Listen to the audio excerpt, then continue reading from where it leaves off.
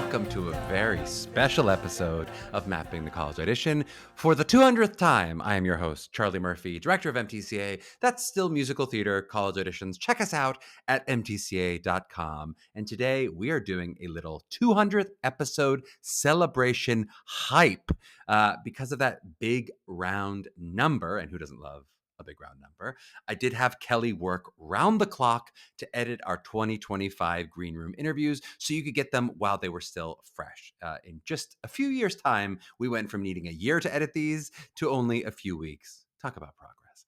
And I think you're really going to enjoy these interviews and getting to hear from some of our seniors who are really in the thick of their processes. Of course, it is very different than how these exact same students will sound only a few months later. You know, for anyone who's watched any of our alumni panels, this really magical thing happens to students after the process is truly over, which I always really enjoy, that kind of magic switch flipped. But there's also something really cool in hearing from students who are truly in the moment, how they're feeling right then, which is actually kind of hard to replicate in reflecting back. So I really hope you enjoy hearing these.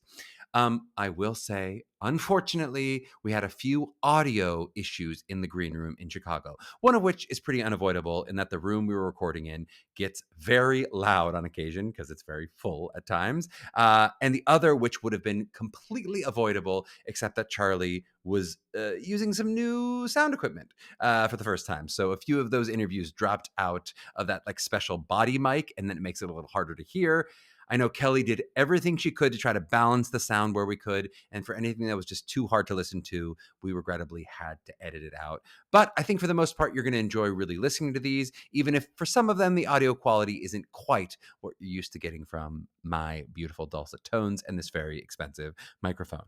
But before we get into those interviews, I thought I would do a quick special mailbag for you all, since we've been getting some really positive feedback on the mailbags in general. We did have a few questions come in over the past few weeks, and I think it's nice to kind of do them while they're fresh on people's mind rather than saving them up too much. So my goal here, I'm going to try to do slightly more frequent, shorter mailbags where I can. I will say, when I say shorter mailbag, we know anytime I say something's going to be short, it likely means it will be incredibly long. So we'll see, but we're going to try to answer a few of your questions. As always, if you have any questions that you want to be answered in the pod, please do reach out to mailbag@mappingthecollegeaudition.com. That's mailbag@mappingthecollegeaudition.com, and we will read them on the show. Okay, question number one from Leah. Hi, MTCA. My name is Leah, and I'm editing out the last names here. I'm a junior at blah, blah, blah, blah in Winnipeg. Okay, Canada. We love it, Leah. I have been listening to your podcast for several months now with my mom after my friend Yasmin recommended it. Shout out, Yasmin. Shout out, Mom. We both love the podcast and listen together. Thank you, Leah. Okay, my question is it possible to pursue a musical theater degree and play college sports? I'm also hoping to play college softball, and I found 8 schools with musical theater programs I'm interested in and college ball teams. Sending this question out to my fellow softball player, Charlie. Looking forward to your response, Leah. Now, Leah, you are a true fan of the pod on so many levels. I love this. And hello to Yasmin, Mom. Excited to get this question. I do think the short answer in almost all of these questions, as many of you will know, when you say, like, can you do this? The short answer is going to be, it varies school by school, maybe, right? But I'm going to try to avoid that cop-out basically whenever I can in a mailbag, because almost every answer I could just say, maybe it varies school by school. Check it out, right? I think you might find some schools that would let you do it in very specific circumstances. But my general feeling is that if you're trying to pursue a BFA specifically at the college level and trying to play a high level college sport, like any kind of Division I or even Division II, Division III sport, if you're talking about like an NCAA sport, it's going to be really hard, right? It's not that there's necessarily going to be any kind of rule against it. I think most schools won't have a rule against it, but that the schedule is just going to be too hard when you're talking about classes and crew assignments, right? And then, of course, shows themselves later in the run. You know, most sports, you're going to have to, like, at some point travel for games. Maybe you're going to have early morning practices. You're going to have meets in the middle of the day if it's swimming or racing or whatever it is. But it's going to be really tricky to schedule that around a performance schedule along with your classes. Again, You might find exceptions, but in general, I think you're going to be choosing one or the other if you're talking about trying to pursue a BFA in musical theater. Now, if you've heard Derek Klena's episode, you heard him talking about playing college baseball while trying to pursue a BA, at UCLA, which I think in its own pursuit was very difficult, right? And I do think in general, with a BA, all things are more possible. So whether it's college sports or something else that's a large commitment at the college level, we know we've talked about this a lot with double majors, right? But any kind of commitment like that, with a BA, your class and performance schedule is going to tend to be less rigid, and you're going to have more room and flexibility in your curriculum seasonally. If you're playing a sport that plays only in the winter or only in the spring, you might have a little bit more of the ability to load up your spring and load down your winter in a way that you just are not going to be able to do in a BFA, where there is such a core class load always happening. But I'll say in general, for people who are doing a musical theater degree, right? If you're trying, and musical theater degree tends to be more BFA when it's musical theater as opposed to a BA, though again, you've heard some of the schools where you can get a BA that's more focused in musical theater. But in general, when you're talking about musical theater degree, if you're trying to dance, you're trying to sing, and you're going to try to act, you're going to find it hard to play a college sport as well. That is like a lot of different things to do in a short period of time. I know when I looked into playing club baseball, and this was not like high level, this was the club, meaning it's like not division anything. When I looked into playing club baseball at Carnegie Mellon, it was impossible with my schedule. As many of you know, you've heard on the podcast, I did captain the Drama Queens intramural team at Carnegie Mellon for 3 of my years there. No big deal. Had a blast doing it. It's still like an experience I really cherish. But it's a very different level of commitment when we're talking about playing intramural sports than when we're talking about playing higher level college sports. And I assume you're talking about playing higher level college sports with this question, Leah. However, Leah, and this is what really matters here. If you keep pursuing your softball skills, even just at the intramural level yourself, even if you don't play high level sports, you got to reach out to me when you get to the city. You're going to have a spot in the Broadway Show League. And I truly believe that is the next best things to playing professional sports. Okay, next question. So this one comes in, it's a special one, comes in from Alexandra, who's one of our MTCA alumni and one of my dearest former students. She's a 2-time TPAPper as well as an MTCA alum. Of course, we don't have favorites. You're all our favorites, but we love Alexandra. She asked this question of me directly, because this wasn't a mailbag. She's asking me directly, but I asked her if I could sneak it into the mailbag because I thought it would showcase 2 things that might be helpful for some of our older alumni listeners to hear about a little bit when you're talking about their showcases, and maybe also helpful for those going to college as well to think a little bit toward the showcase process. Okay, so she says, almost 4 years have gone by. I'm about to showcase with my class at Ithaca this coming Monday, followed by a week of panels and masterclasses from industry professionals. Wow. I was wondering if you had any advice / Charlie tidbits. She calls them Charlie tidbits. My gosh. Going into showcase and the week ahead. So Alexandra's asking for advice going to showcase the week ahead. I also just wanted to say thank you for all of your encouragement and honesty you poured into me during TPAP, throughout my college auditions, and throughout my time at Ithaca. Your efforts are still felt to this day, and I carry it with me into classes and audition rooms. Okay. Before I get to my answer to Alexandra, I just want to give a little note to all of you listening. It's why I included that last little part of that paragraph, which I think was very sweet of Alexandra to write. Please keep in touch with your former teachers and with people in your life, whether they're your teacher or not. Maybe you feel like it's a little bit embarrassing. You don't want to intrude. They're probably busy. Maybe they don't want to hear from you. I promise you, they do. Your former teachers want to hear from you. That's high school teachers, absolutely, and any mentors and people you've had along the way, right? Why did I say at the beginning there that Alexandra is one of my dearest? I mean, of course, she was awesome in class. I remember some of her great artistic work. I remember her sense of humor, and I got to see her a lot over the course of different programs. I saw her 2 years at TPAP, and then again when she went through FTCA. But it also helps keep that memory alive. The fact that she's kept in touch throughout school and throughout all of these processes, right? Dropping those little small notes. And we're not talking about much. We're not talking about frequent notes, just the little hellos, those little connections. You never know when those kind of things will pay off for you. I remember specifically, it's funny, those little things you remember. I remember specifically that Alexandra responded to our MTCA end of year survey, which none of you have to fill out the end of year survey. It's optional, but she chose to fill it out and wrote a lot of different sweet things. And 5 years ago, she fills out the survey and she says, my dream in life is to be Charlie Murphy's assistant when I graduate. Now, okay. I have that comment written down on a spreadsheet of our admin somewhere. It's deep in a spreadsheet somewhere. Does that mean that Alexandra has a job when she gets out of school? Of course not. Kelly, if you're listening to this, I promise you're not being fired right now, right? But just those little ways of keeping in touch are nice, right? She basically meant that as a little compliment to me. And I go, I remember that. That was so sweet, right? And I remember other MTCA students. I remember so many of these little specifics. I remember specific answers in mocks. We had a student who, when asked, like, what do you want to do in 10 years? He was like, I would like to be an MTCA coach one day. And I remember that student, remember his name. I'm not going to say it out loud, but I remember his name from that mock in San Diego, whatever that is, 7 years ago, right? You remember these things, right? I remember things that were said in the green room when people, really say personal things to me. It doesn't take much. All of those little things are really remembered. And of course, let's be clear, I'm not telling you all to keep in touch with me, but think about the people in your life who have helped you and just reach out with little updates like this, right? I certainly did that with my favorite professor at CMU. I've now had him on the podcast, Don Wadsworth, and we still write to each other multiple times a year, right?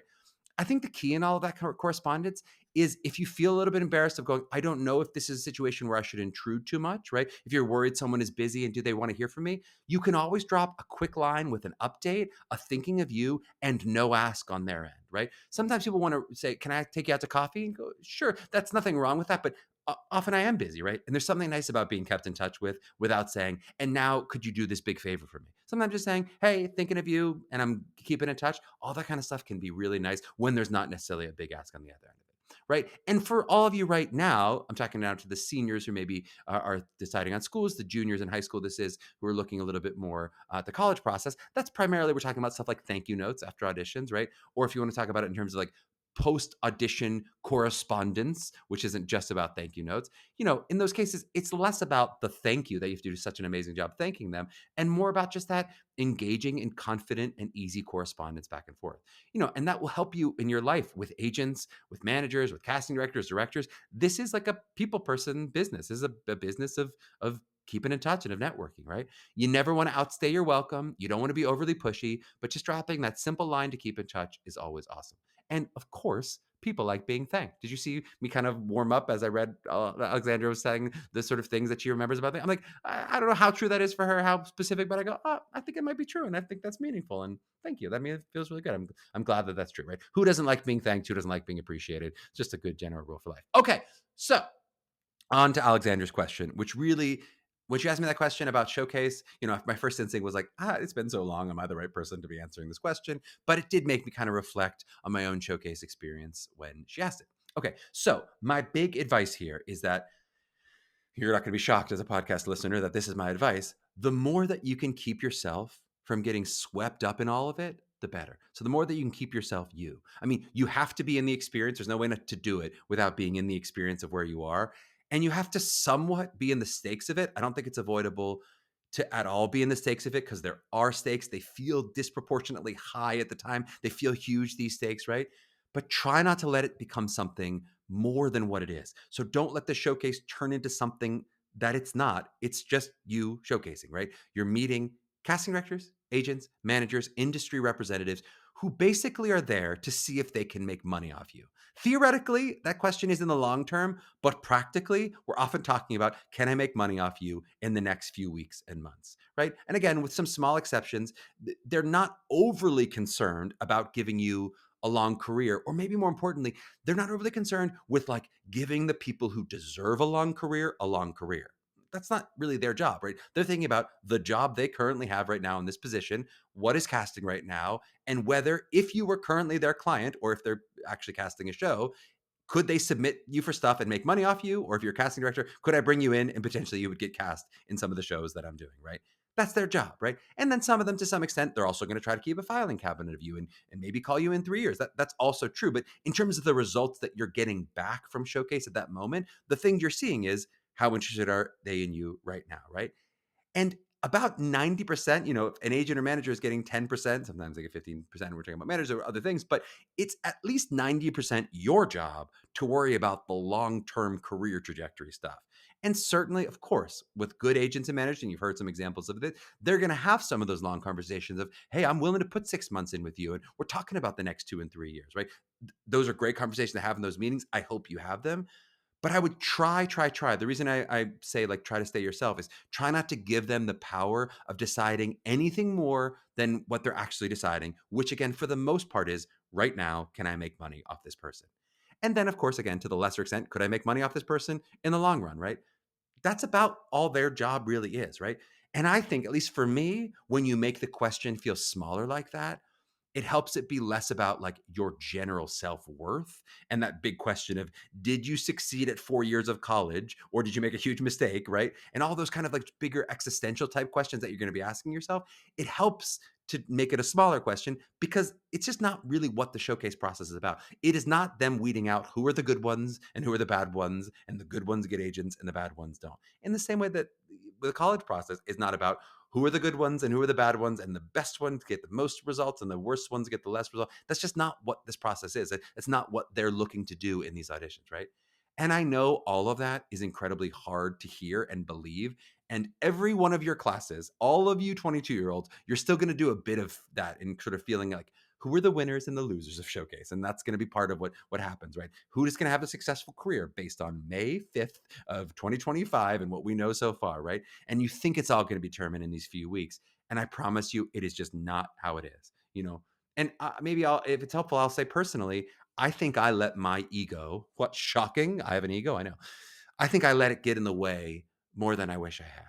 I had just fine results in New York City and had better results in LA, but they weren't the best results of my class. And of course, me, I was the most talented student, right? Of course, I should have been the best, right? And then my pride and my ego and some of the vulnerability, I think of what that felt like to not have the longest envelope, right? It just got a bit in the way of what that week was supposed to be about. And it affected me more than I wish I had. I know that I was sitting there looking for that gold star of, did I do it or did I not do it? When it wasn't about, did I do it or not do it? These are the people who want to meet with you. Do you want to meet with them or not? Right. And you're never going to have none of that ego. I don't expect any of you to pull that off. But I think the more you let those kind of emotions rule you, the less clear-headed that you're going to be in your decision making that week. And you want to be pretty clear-headed because it's an important week. You want to really be able to attack the meetings that you have and attack what you can do while you're there in the city in that moment. And of course, just like the advice that we give so often on the pod for the college process, the moments I felt most successful were the moments that I was most true to myself, right? And believe me, I know every time I give any advice that's about like be yourself, I know that is the worst advice to ever actually hear, right? Be yourself. Oof, I know it's not so easy and this is what it is, but it is really true this week if you could be yourself. And by that, and you've talked about this in the podcast before, it means be your most distilled, most authentic self, right?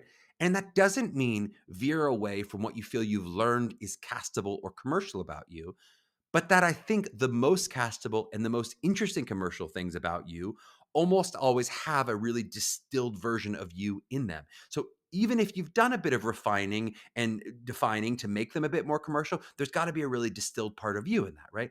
And for the most part, I would say let those industry people worry about the money making part of it, right? That's their job to worry about. Can I make money off this or not, right? You showing them like, hey, I think this is what cute is because you like cute, right?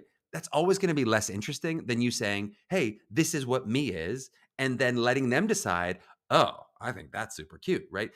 There's a small distinction there, but it leaves space for them to discover and kind of like invent you, which people love doing, right? As opposed to sort of saying, this is what I am and here's how you should take me, right? That doesn't mean that you can't do some of that refining, defining, but for the most part, you really want to try to hold on to yourself. And I think if you can do that, it also has the added benefit of being like good for your sustainable career because what you're showing them is stuff that you really like. It's really to your taste, right? And then if you have less good results by showing someone what you think they want to see, you're always going to kind of wonder what would have happened if you trusted your own instincts and your own taste of what is good versus if you have less good results when you go, I did exactly what I think is the best thing that I can do. Just like when you get your pre-screen rejections from college, you can go, okay, I can live with that. I showed them my best self, right? I've told a bit of the story on the pod before, but it was certainly my experience, in doing the two showcases I mentioned. We did one in New York City and one in LA a few weeks apart, and I did that New York City showcase mostly following the advice of teachers who I really trusted. I don't think it was bad advice, and I don't think I did anything wrong in that New York City showcase, but I was just doing stuff that felt like I was trying to get it right, and I got fine results but not as great in New York City as I did in LA. And then in LA, I did a scene by my favorite writer. It's like one of my absolute favorite scenes. I did it in the way that I thought was great, that I was just like, this really feels like me. And I got great results, right? And of course, that's obviously not to guarantee that that will happen to you if you do the thing that's most yourself. But I know personally, I was so much more alive in those performances because I was really trusting my instincts and being myself. And not that it was like a huge seismic shift in what actually came out from the thing that I was doing when my professors were telling me what to do, but it was that small adjustment in choices and instincts that I felt like I could fully get behind. So I hope that helps. I think that is a very podcasty, esoteric bit of advice. And of course, there's always like the practical stuff with Showcase, which I think all of you probably know and don't need me to say, like be on time for your meetings. Please don't get distracted by those big cities, whether it's New York or LA, and don't go out drinking with your class. Make sure you get some good sleep, all those kind of things. But you asked for Charlie advice and you're getting Charlie advice. Okay. And now let us try to do one more question. And for this one, I'm actually going to combine a few different questions and actually a comment into this one, which is we had a few different parents ask different versions of like questions and comments over the past few months about how schools represent themselves on the pod, that it seems there can be a significant delta between how schools choose to represent themselves and how they actually are. And another question that kind of speaks to this, which I got maybe 3 weeks ago, was like, hey, how do you distinguish between these similar sounding answers and know the truth of how the colleges actually compare to themselves, right? I'm going to keep those specific emails anonymous. I'm not going to give you a name there because some of them had a little bit of negative comments about colleges in them and about families still going through the process. So I don't want to sort of out those people, but I will still answer the question, at least the crux of what it is. And I think the reason I wanted to include this branch of like questions and comments is really actually just to validate this experience of like what my experience is in doing these interviews with school, to say, I totally agree with what you're saying. I totally agree with the comment. I think it's really fair, right? I do not think that everything every school says about themselves is true, or at the very least, I think some of it can feel a bit deceiving in the way that it is framed.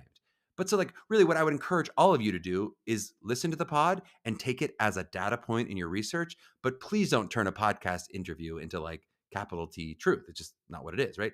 Anytime we're doing a podcast, you're meeting a school's chosen representative, and that person is giving you their most charming self and often saying things that make the school sound attractive. That's their job.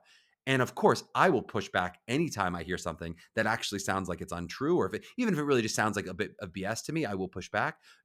If I think anything's actually deceiving to you, I will also try to call it out in the takeaway as well if it's something I don't get to the interview. But I'll say to all that, there are a lot of gradients between saying something that is like untrue, that is actually untrue, and then the difficulty of like parsing out degrees of difference between different programs. And again, sometimes I'll call that stuff out too when I hear it. But it's not so easy because these schools, it's not, I don't think these schools are trying to lie to you. It's just that sometimes you go, when I hear that, that's a little deceiving when you look at the landscape of different programs, right? So, like, no school is ever going to say, oh, we don't really care about dance at our school. You're never going to hear them be like, no, dance is not important, right? Even if they are on the far end of the spectrum in terms of how much dance weighs into their training, right? No school is going to be like, hey, can I just be honest? We don't really get a lot of like industry big hitters who come to our showcase. Our showcase isn't really helpful for our students because nobody comes. Well, no school is going to say that, right? They may say other things that you go, is that kind of what you're saying of why I've chosen to do showcase the way I've done? And you may have to kind of figure some of that out, right? Some of those relative differences, I think the only way to parse them out is for you to do a little bit of your own research and make your own decisions, because some of them are not true or untrue. And I'll just say in general, I want this podcast to be a helpful resource to all of you. But to me, nothing replaces an on campus visit once you are an admitted student. To me, that is the pinnacle of like, how do I really know what the best school for me is, right?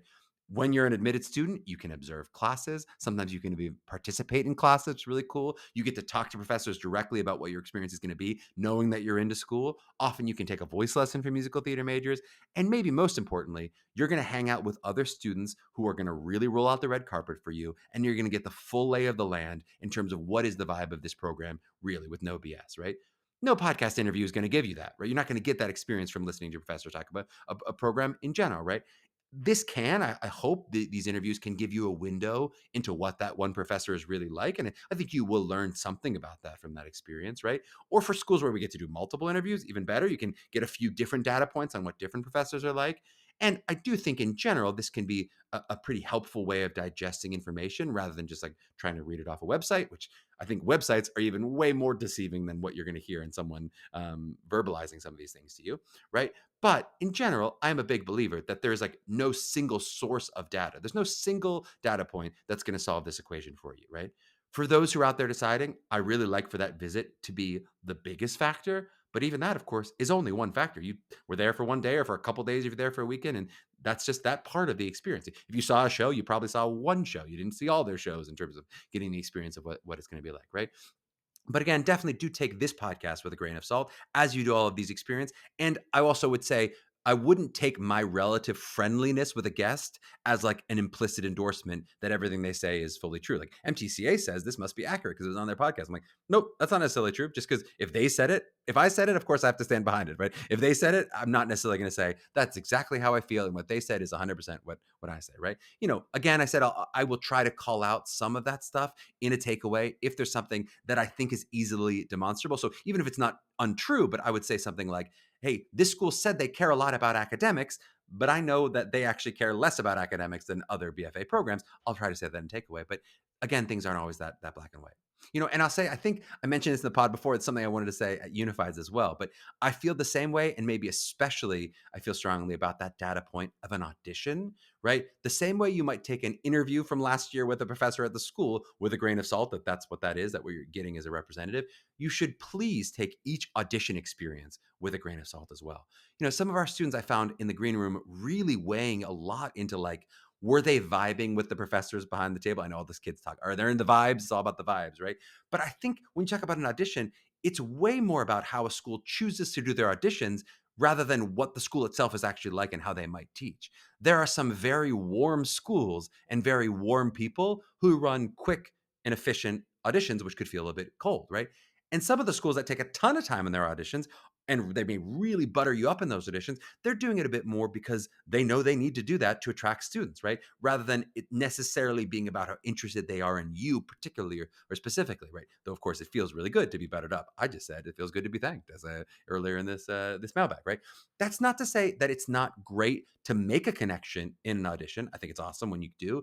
Please note that. Remember that if you have a good experience, and even remember if you go, that wasn't my favorite audition experience. Of course, that should be a data point, right?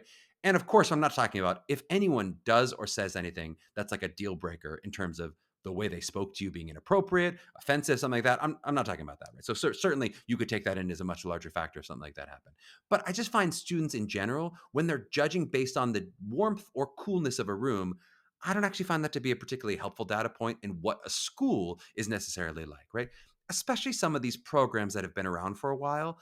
I think they feel a real responsibility to not promise too much to students when they don't have a guaranteed offer yet. They don't know for sure. They may be really interested, but they go, I don't know for sure. It's a yes, haven't seen everyone yet.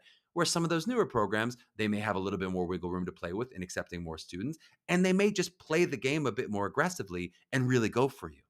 That's not a hard and fast rule in terms of like, all newer programs are going to be warmer than older programs, right? Of course, it's not hard and fast, nor is the idea that a walk-in school will always talk to you more than a scheduled audition. But in general, a walk-in school will talk to you more than a scheduled audition. They know they have a greater responsibility if you're a walk-in school to say, hey, if I liked you, I'm going to tell you to apply. Whereas a scheduled audition is not going to say, hey, I really liked you. By the way, thank you for already sending in an application. I already know you're interested. There's just not that responsibility, right? Those are decent rules of thumb to think about, though, of course, nothing in there is hard and fast.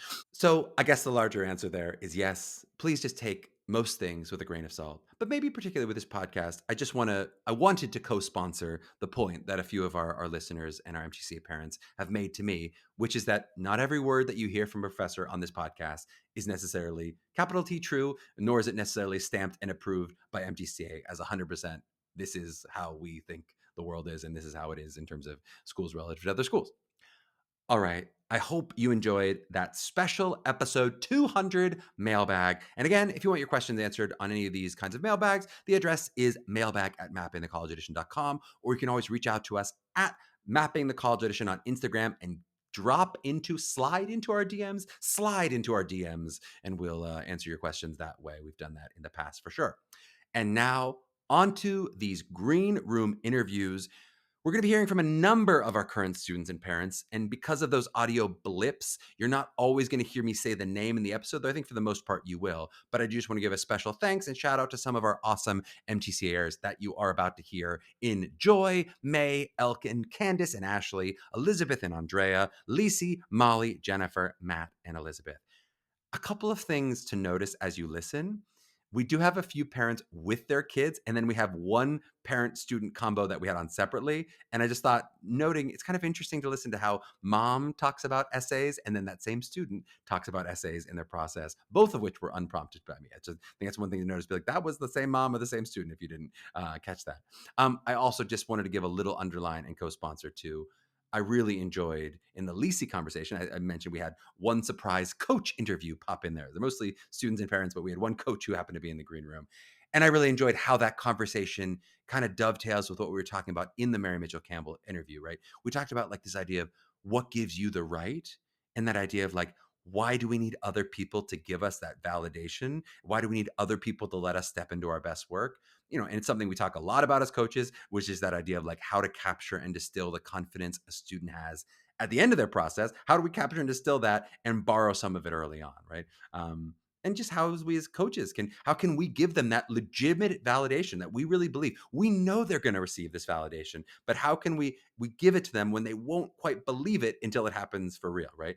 This is a bit of an inside baseball conversation that we've had for many years, and this is two coaches who have been doing this both for over a decade. I'm almost into my third decade pretty soon, but the message is one that I think is really helpful for young artists to hear before their auditions, right? So how can you give yourself that right to step into your best work if you don't have someone giving it to you? Because boy, it's such a different artist when you see them step into that, right? So that's what we talk about in the interview a little bit. And then the last part of the interview, I just had to comment on because I'm not going to do a takeaway here, right? Is that I love that Elizabeth Zeller, she gives recycled advice from this very episode of Green Room interviews on the pod last year. So my challenge to all of you, my new goal for you is to have someone next year give recycled advice from this year's pod. So if there's anything that you're like, I'm holding on to this and I'm going to say it when I give my interview next year, if you happen to be an MTCA student, we're going to keep the circle of pod going as long as we can. All right. I hope you enjoy. Here are our wonderful MTCA families. Okay. We are here with the wonderful Liz, alumni mom, not yet alumni mom, but soon to be alumni mom. No, to the too stars. Soon. Here we are. We're in the middle of Chicago Unified. How are you feeling right now at this moment? It's been great. It's a lot of moving parts, but it's been exciting. The energy here is invigorating. You are somebody who is very prepared. You've gone to the webinars, you know what you're doing. Yeah. How does sort of your preparation meet the expectations of what it actually is? Do you feel like you're like, cool, that's what I thought it was? Or you were like, oh my gosh, everything's totally different? Like you said, we've been going to everything. Yeah. And I knew from when I started, well, not me, when Andrea started looking at this, that I needed help because there was no way that I was going to be able to do this. We would be able to do this by ourselves. Yep. So anytime that we had an opportunity for a master class, a college class, whatever it was. You asked a question at every single webinar. Every single webinar has that a question. Because a little anal, and I like to be prepared. A participator. That's what we tell the kids. Participate. A participator. Yes. Yes. So the more I knew, the more I could help my daughter, which is what you want to. This is what it's all about, to help them be successful and be comfortable with their auditions and their material and all that. Yeah. What do you feel like was the hardest part of this process? So as you look back, I know you're not fully done, we got a couple months, but so far, what has been the biggest obstacle of like, oh, that was more than I thought it was going to be? The emails from the schools.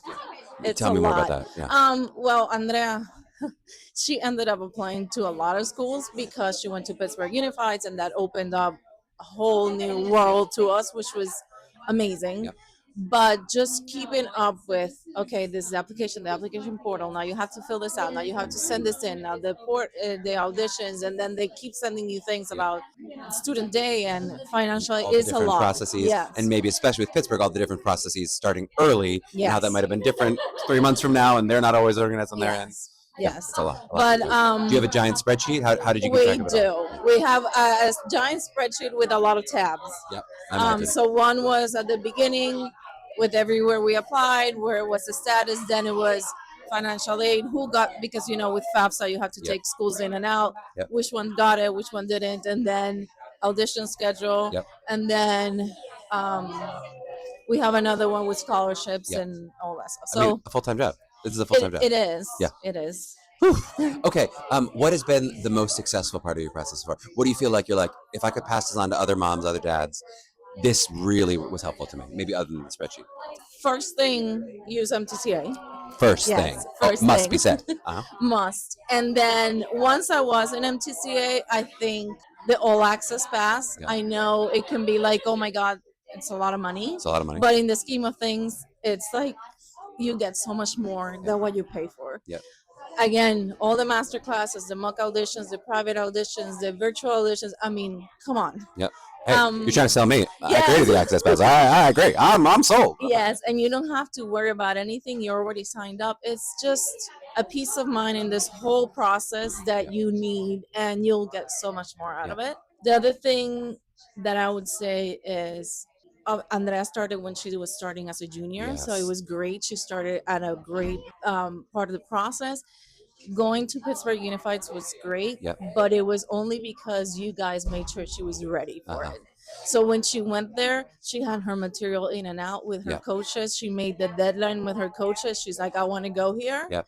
And it was okay, then we're going to get you ready. It's such a contrast to some of those people we see, and Pittsburgh we think is wonderful, but some people where that's really their first experience, and we do this little pump up room, and we're Yes. talking with them, and they are shaking like a leaf, and Oh, then I you see some of the cried. kids, I of cried. course, and then you see some kids go like, yeah, it's an audition, I'm ready, and you go, oh, the difference is so big between me, like, I'm ready to do this thing. Yes. It's kind of awkward because it's like a lot of schools, but and then the people who are like, oh my God, what's about to happen, and Yeah. you really feel for those kids. Yes. Okay, talk to me a little bit about. Do we have it, like, what was the thing that you feel like you just nailed in terms of as a mom especially? Was there any like support moment? Were there any moments where Andrea was sort of saying like, I really need you, or something that you feel like in your relationship that really worked? And then you can also tell me, is there anything in your relationship where you go, ooh, I could have been a little gentler there, I could have, any notes you'd have for yourself as a mom relationship? Yes, I think establishing a plan early on. Andrea's an artist, and we know sometimes artists are not the most organized people. What? So we made a deal. Like, I would fill out all the applications, she will do all the essays. We share the email. So if she's in school, thank God I'm at work, that I can check if something comes in. She took care of all the artistic pieces, and then I'm the one that kind of follows up. So we kind of divide and conquered. And that worked well. Worked perfect. And then we have that shared spreadsheet, so dad, mom, daughter, we all see it. And then He's off-camera dad over there. yes, he didn't want to be. And then what could have worked better? Any I mean, I difficult think you have to emotional ask her. Yeah, were there difficult emotional points? Are you guys I don't. navigating pretty well? I mean, my daughter is perfect. She is perfect. No. But a Andrea's fiery. very she's very Yeah. easygoing, and she's very independent. Yep. So I think I'll ask her, do you want me to go to the audition with you? Do And you she can- not? she can And articulate. she can tell me, and I think you guys, specifically Leo with his mom's story, you guys know when to say, just let them, give them the space. Yeah. So it's something not only for this, Yeah. for the rest For of life, our lives, for sure. right? I had to tell my 30-year-old brother at one point. I was like, stop asking your mom for that. This is my half brother, but I was like, I don't think that's something you should be asking mom for at 30. You have to. Yes. You got to go fly, buddy. You're 30 years old. You got to It was figure that hard out. to get her to write the emails, and especially at the beginning with making the lists of schools with Amy. Thank you for Amy, because that was hard to just get started with that list. Yeah. I think that was probably the hardest thing to get that first list together and start all the essays and all that. My last question, any tips for now as we're navigating Unified as a parent, sort of maintaining your own sanity, your own self-care? Are you going to get a massage at the Palmer House Spa? Are you doing things for yourself to sort of keep yourself in a good place? I think, I don't know, I think because we're prepared, I'm not stressed out. I'm actually enjoying it and thinking that in a couple months I'm not gonna have her home. I know. So I think just living the moment, realize that you're spending time with your child that you're not gonna have later.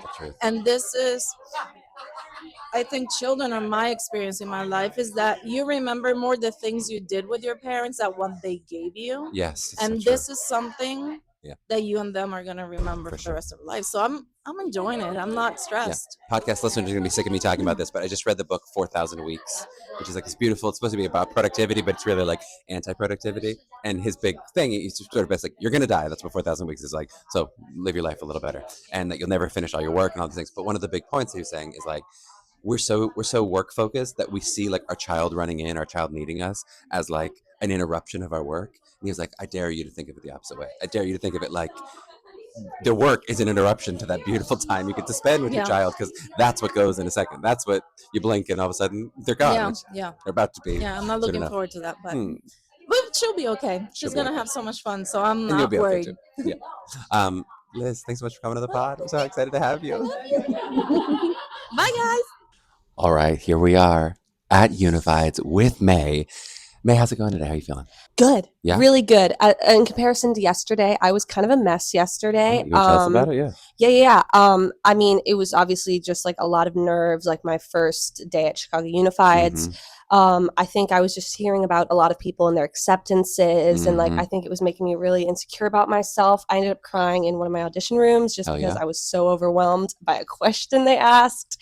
And I also got one of my rejections yesterday, which was unfortunate timing. Now, May, why did you disagree or not use MTCA's advice of not opening your emails in the middle of Chicago Unifieds?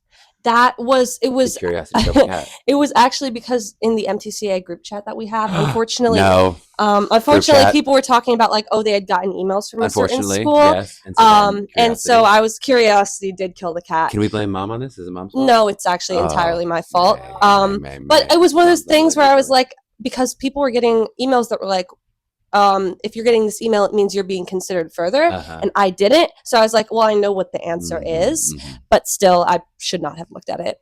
I understand. That's an understandable curiosity and maybe a lesson for our future selves, which is my next question for you, which is, okay, so having done through this whole process, if you were to go back and give yourself the beginning advice, this could be something you go, hey, I would have done this differently, or this could be something where you think, I'm so glad I did this. What would you say to yourself just beginning out?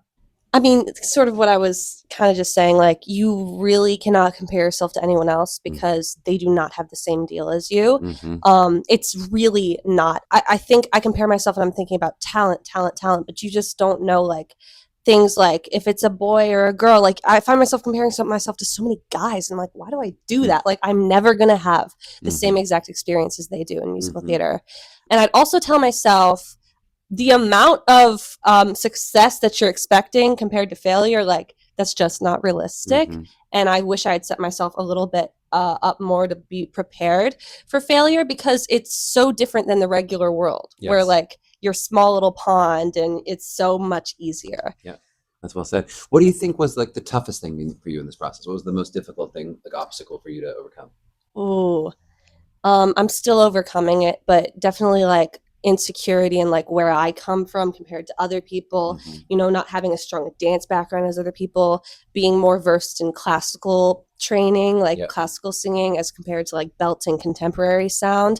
I still have to, you know, not listen to people while they're in their auditioning rooms. And when I do listen now, I just try to appreciate their singing and like have fun. How do you lead with the things that you do? How have you, you know, when I know you say you're still struggling with it, so when you found success going, hey, this is what's special about me, I'm not worrying about them, but how do you sort of find what's special about you and lead with it?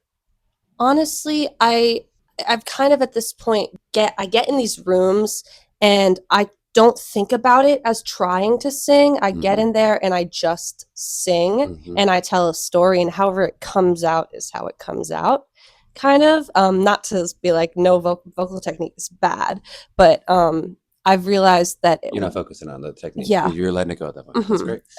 Is there something that you've done that's helped you find joy at Unified? Is there some sort of Palmer House secret, or it could be a New York City secret? Plenty of things. I brought a little fun book to read.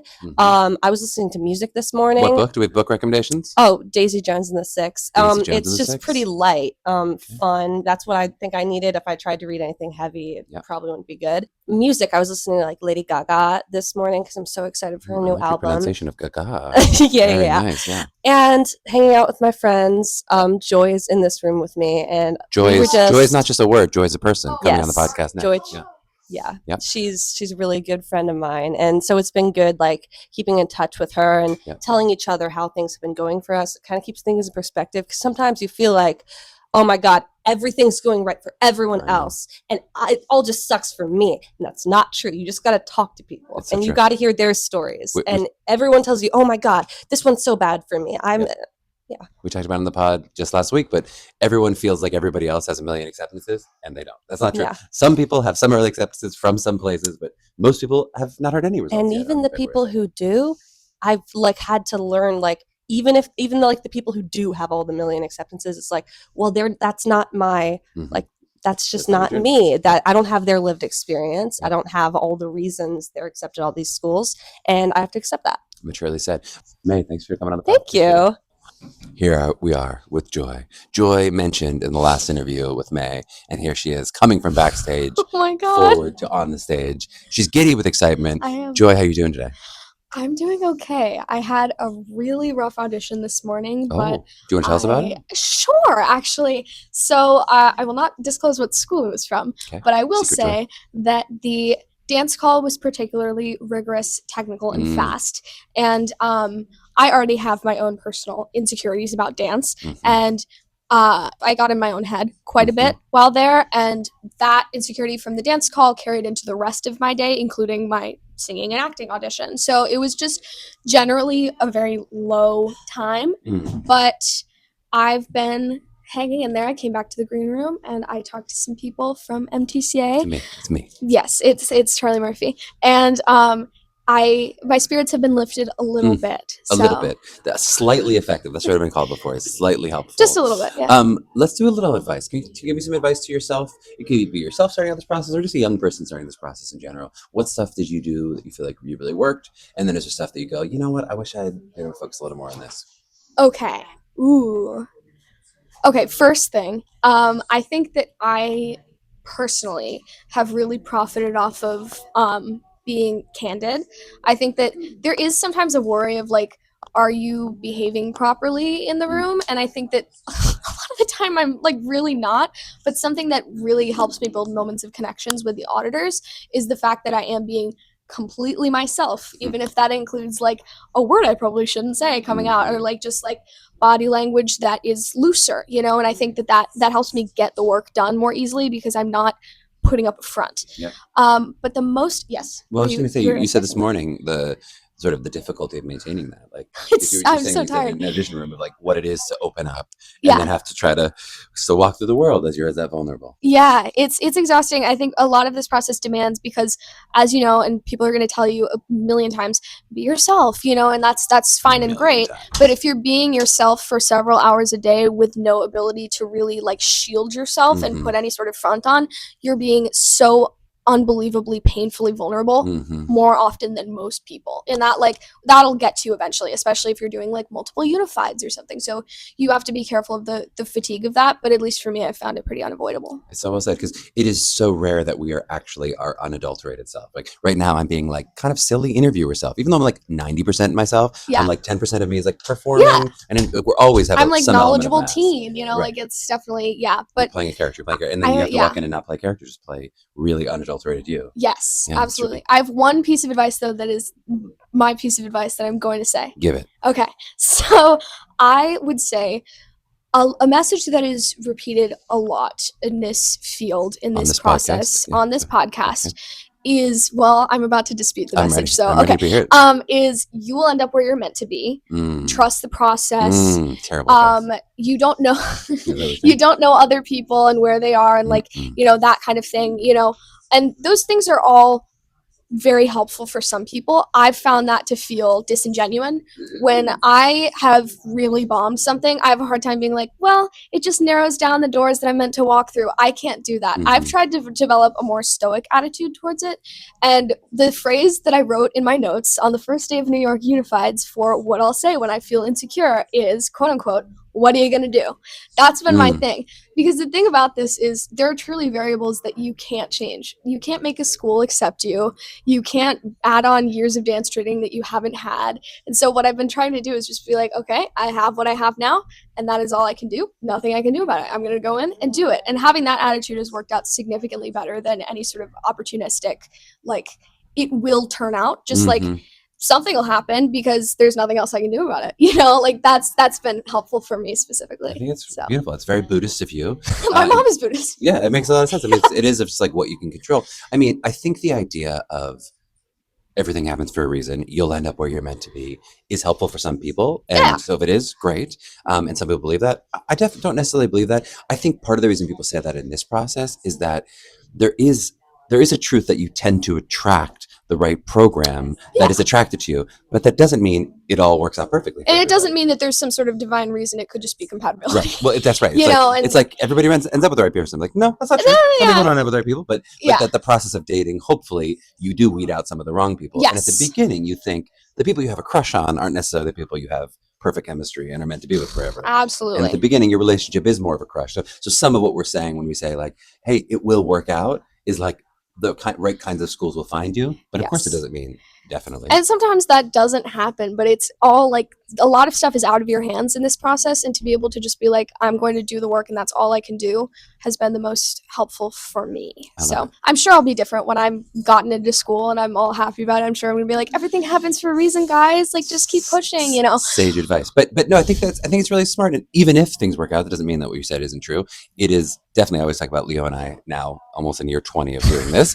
We often have that experience of being like, we know you're going to get in a lot of great schools, but you don't know that yet. Yeah. And that's hard. And you of can't course, tell us doesn't mean anything that we'll everybody, believe, you know. It's, right. And it doesn't mean literally 100% of people, but people who do the work, I'm like, you're going to end up a great school. It's going to happen. Like, it's going to happen. We know that because we've seen it year after year after year. Yeah. But you don't necessarily know that. It's hard for you to believe that until you see it. It's hard to believe something without any proof of result. Like, I will say personally, I've heard that a lot, parroted from you and Leo. Parroted, she says. My gosh. I did. Yep. And I like the intention behind it, but on top of that, I don't have any concrete result besides a few programs that I'm not super interested in right now. So I think until I have something in front of my face that I can confirm, it's very, very hard to believe someone who seems to just have blind faith in me. This is going to parlay beautifully into Lisi's interview here in a second.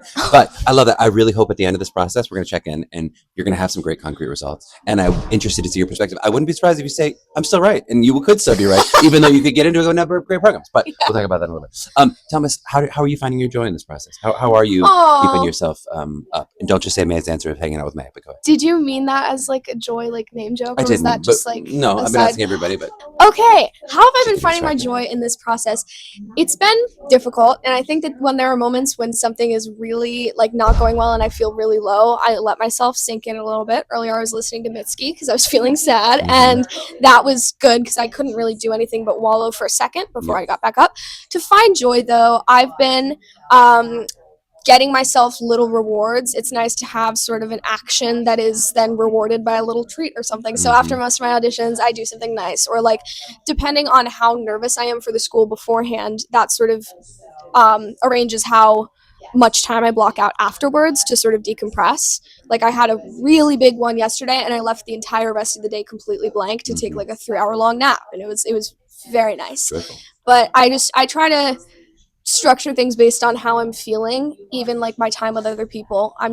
This is something I'm still working on, but I'm trying to like separate myself when I need to and hang out with people when I feel like it. But it's mainly just going by my own whims. I love it. And I think it makes a lot of sense. Sometimes to feel joy, we got to go through, feel our sadness first, or wallow for a bit before we then can find and joy it's on the other side. also like possibly my sadness from today amplifies my excitement from yesterday, because with contrast, you're able to recognize the good more a lot of the time. If things are like, oh, it's good, you know, or like, oh, this like sucks, then it's more difficult to point out a difference between those things. And so to be able to mark those details as like, this was really good because today I felt something significantly different and lower is always very valuable to me. Philosopher Joy, I love it. We've been down in the dumps. We found our joy.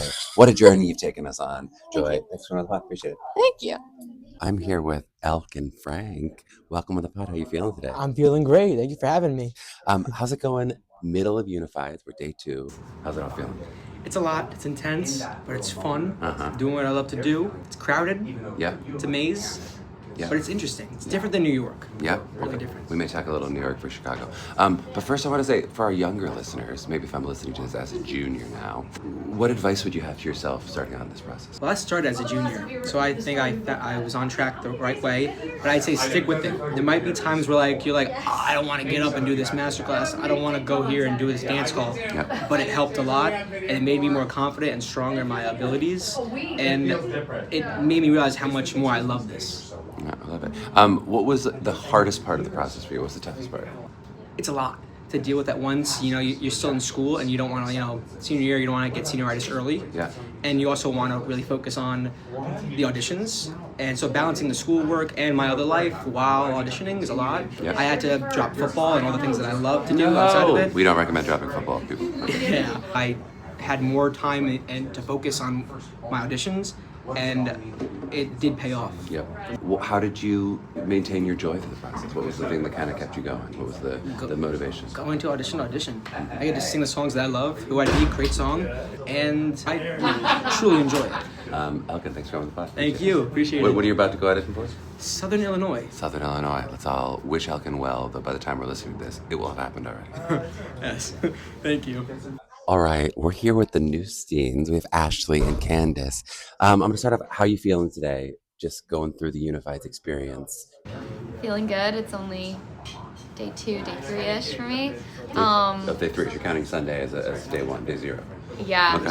I think I had an audition then. Fair. No, yeah, I'm feeling good. Are you feeling good? Yeah, how are you feeling, Mom? I feel good. I think organization before you come is key. Has been helpful. Yeah, because otherwise, walking in and seeing what this place is really all about, it can be overwhelming if you're not kind of mentally on your game. Okay, so Mom's recommending organization. What would you recommend in terms of for yourself? If you were to go back and talk to yourself just as you were starting this process, what's something that you go, ooh, I wish I'd known this. I wish I'd done this a little more. It's a tough question because I honestly Did it perfectly. not to just be like MTCA is amazing, Oh, but no, that's okay. You're allowed to say that. MTCA is really amazing. Like I started very early. I started at the end of my sophomore year, and I think I was able to do a lot of trial and error with my material, which was important for me. So now I feel really comfortable with the material I have walking into all the rooms. Yeah. What does that look like? What kind of book do you have in terms of like songs and monologues of what you're walking into the room with? Yeah, so I have my 2 songs, which I found that I really love to do them. That's super important. Yeah. You need to love the material you're doing and always feel confident with it, that you can do it any time of day, anywhere, whenever. So that's really important. And then I have like a couple other songs that I've worked on. I have like some songs I like to sing, some pop songs. So Vague number. We're getting vague numbers here. A couple. Okay, You get just- 2 and a couple. Okay. That's good. I wouldn't stress about having too much material in your book. That's definitely something I've learned that's You're not walking in doing 6 songs. Yeah, no, and I've only been asked like once or twice to do other material. I mean, that might just be me. Yeah, no, I wouldn't stress about that. And then monologues, I agree that they're sometimes tough to learn and remember them all, but I didn't say that. Just- Who are you agreeing with? With random other people? just the general population. The general I guess. population says hard to memorize Or monologues. maybe again, just me. And My 3-year-old daughter has 100 books memorized. Okay? Yeah. I just want to say it's not that hard. She's pretty impressive. Yeah, she'll be way more successful than I will. Yeah, that's what the takeaway from this podcast is. Yeah. My daughter's gonna be more successful. Okay, good. At 3. Yeah. And no, yeah, it's just prepping and working with your coaches and all that stuff. But What was yeah. the toughest moment for you in this process so far? What was doesn't have to be the lowest moment for you personally, but what was the thing that you struggled with that you go, ooh, I didn't realize how much this was gonna be? I will be so honest, last week in New York was like the toughest moment because I did private audition weekend and I did PUA early and I did a lot of stuff and I'd already auditioned and heard results and callbacks and whatever. So it wasn't like rejection or anything. That's just going to come. You just need to accept that that's going to happen. But it was the sitting and kind of waiting and not really doing a lot, knowing that it's going to be a minute and you wait it out, and that's a hard thing to do, especially when you're just going from city to city auditioning, but it's not always constant movement in this process. So I think that, especially since I especially spent such a long time preparing and doing my material and being ready to do it super consistently, the hours of the day where you're not doing walk-ins or auditions, it's just like, it just feels a little awkward, I guess. Yep. You're just in that dead space, I guess. How do you feel like, how are you maintaining joy during Unified? What's your little bit of pockets of, here we are, day 2, and how are you going to maintain the next couple days? I mean, I used to be super strict and be like, I can't do anything or make friends, but last night I ran into some people in the lobby because there's be prepared about the hundreds of people that are here. Thousands. It's a big hotel too. And I ran into some people and we just went to dinner and that was something I'm super grateful about, especially for private audition weekend. I made a lot of friends that weekend, and that's definitely been a really great highlight for me, is having the community of MTCA. What do you have the rest of the day? What are you off to? I have my BU audition, and then I have an audition for Heart as well. And all auditions are BU auditions if you do them all. Just BU. Oh. Come on.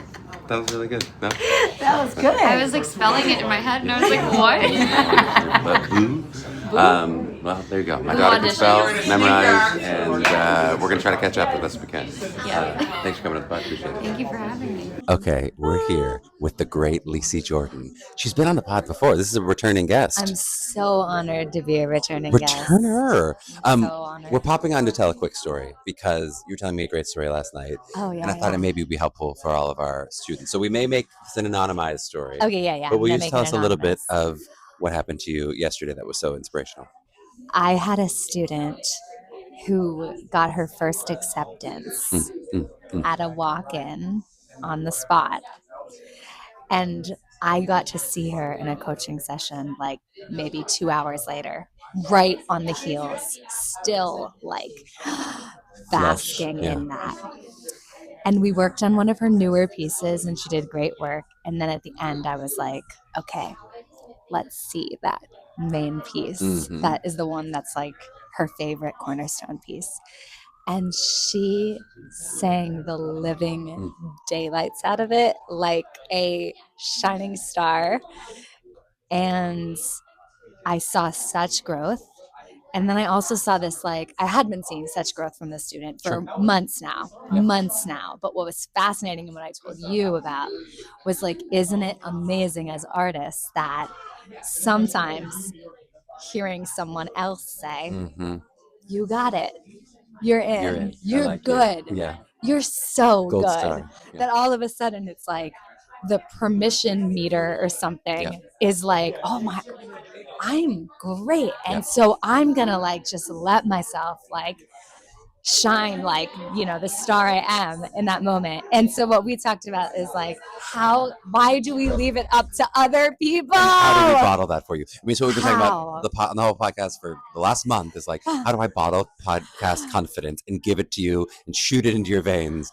Why does it take somebody else telling you you're in when I'm telling you, you're going to be in? It's going to happen later. Right. How can you have that now before your audition? How can you just know? It's like, how I don't know. It's just so, it's like so spectacular. And also that feeling of like, oh, I knew all along that this was working, but like I needed someone else to tell me why. Like, why do we give that up?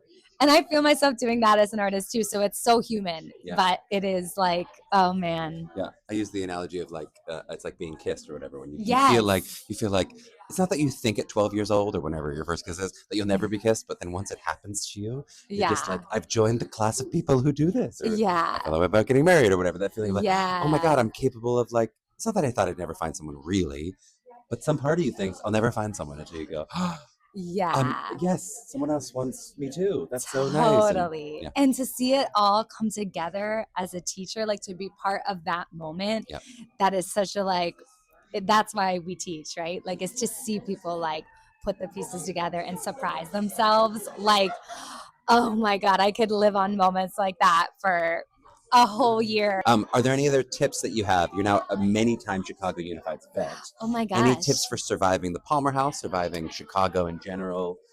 Just what you feel would help your students or helps you survive Chicago? Be careful about the elevators. The elevators. Don't go to the elevator when you have 5 minutes to get to your audition because no trip on the elevators has ever taken me 5 minutes. Right? When you're running late, when you don't need it sometimes, but I mean, even last night coming to dinner, it was like nighttime when auditions weren't even happening, and I had to wait longer than 5 minutes. Late. Yeah. I was late. She was late. Leah was later, but Lacey was late. Now I'm revealing too much real information. I guess I shouldn't.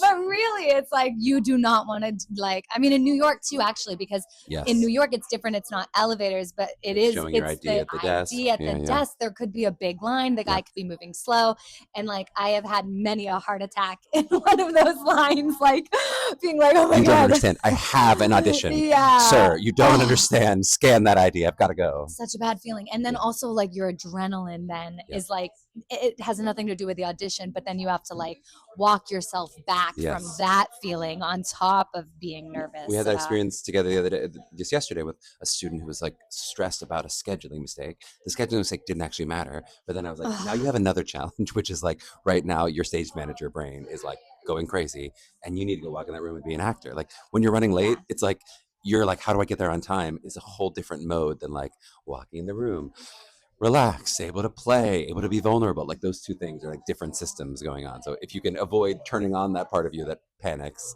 it's very hard to turn that off right before you walk in a room. 100%.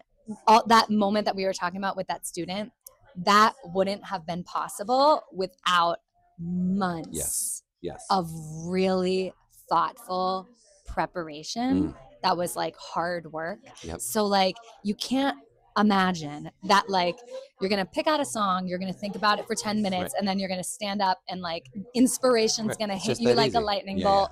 Like, but once you do all that work, if you add on top that like little bit of like letting yourself be present and trust it and be in the moment, that's when like it really becomes something. So well said. I think sometimes we think so much focus on all you have to do is trust the work and let it go. That's true, and that's so true for so many people, but you have to do the work first. If you haven't done the work and then you trust the work and let it go, you might not have anything there to support you, right? But it's not just like, screw it, let's improv up there. Like you do have to do the work, but then you got to trust it, you got to play, you got to release. Yes, and that's why it is especially so wonderful as a teacher, seeing someone you've seen do that work so diligently. I've seen that with all of my students that I've seen here at Chicago. Like that's the other good thing to mention again, is that like if you keep working at this, you will be a different auditioner in October than you are in February. You just will. And like not by a little bit. Like so by a lot. But it may be like, unlike I was just talking about my gym gains. This is what people really want to hear on the podcast.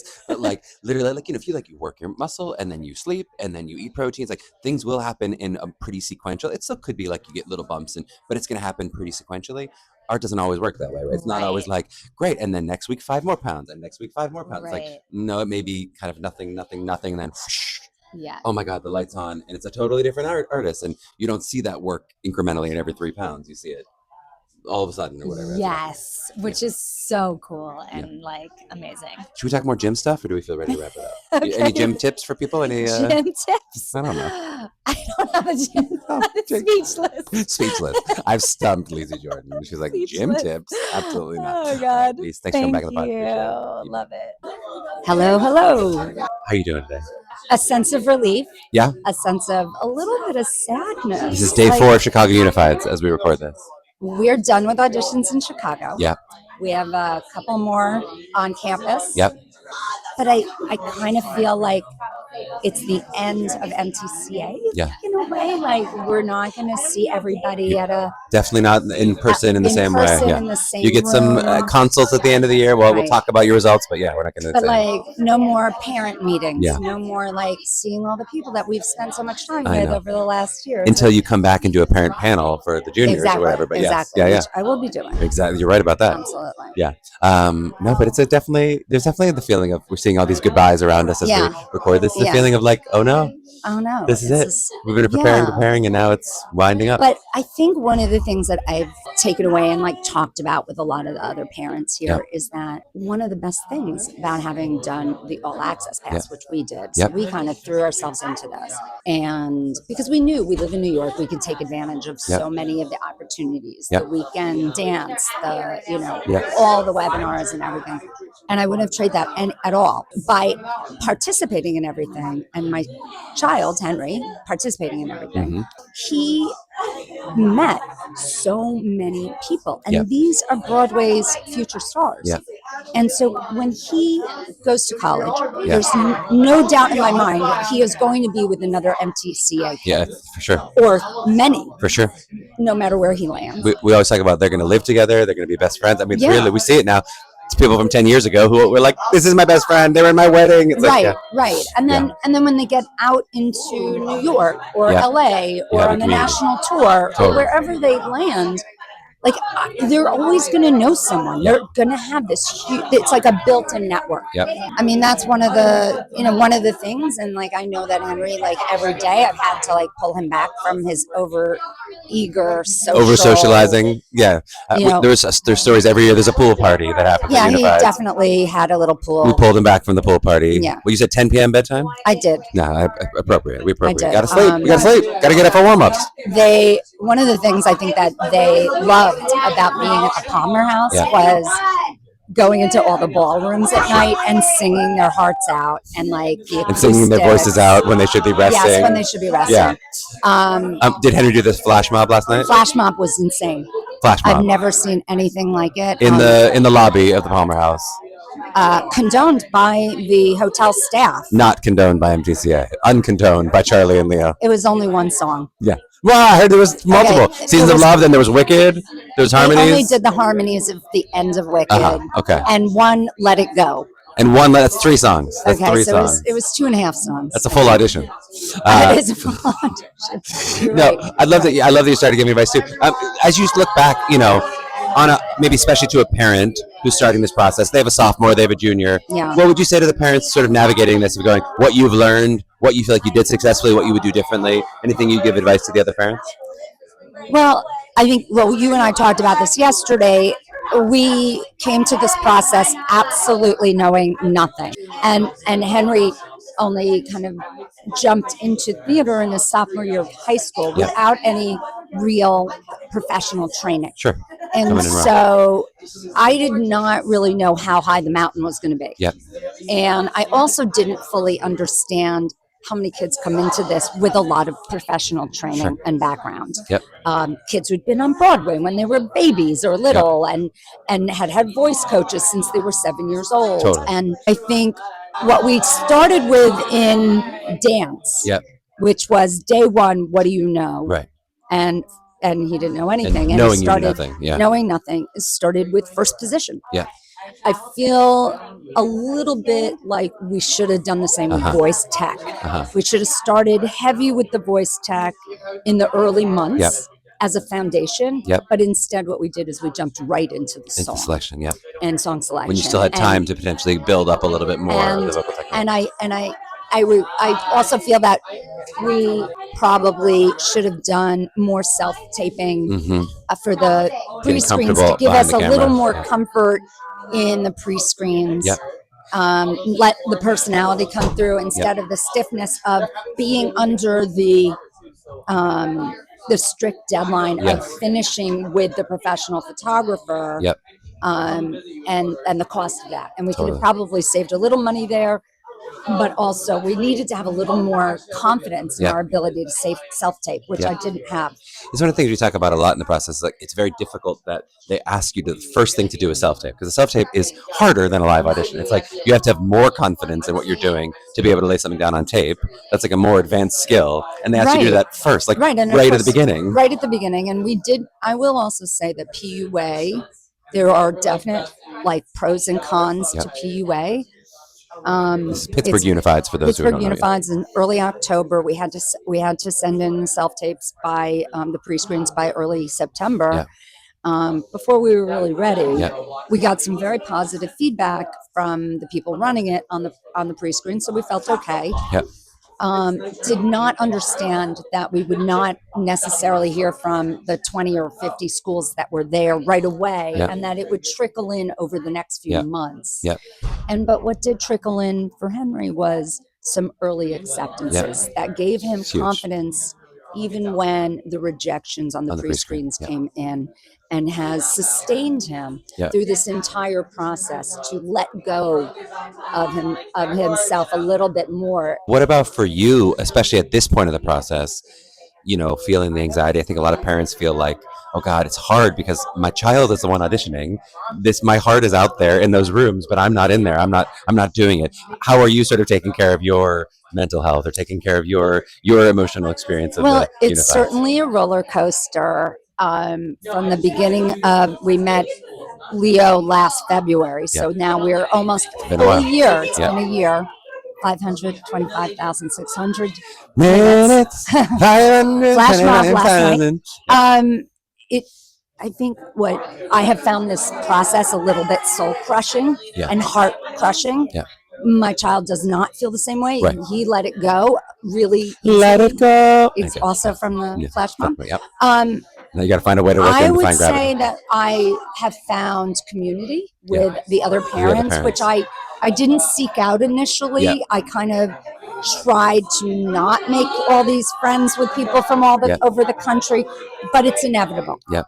And then shared stories, shared experience with each other, that not everybody is getting into Carnegie Mellon. Not everybody is getting passing pre-screens at Michigan. That's right. And, had found a lot of comfort in that, because some of those kids were really talented as well, know, and so you find that through the process of meeting people and talking about the successes and the losses, that you find a lot of comfort in that.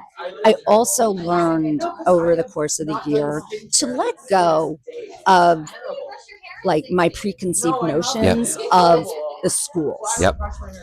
We came into the process looking only at thinking we were going to the top 10.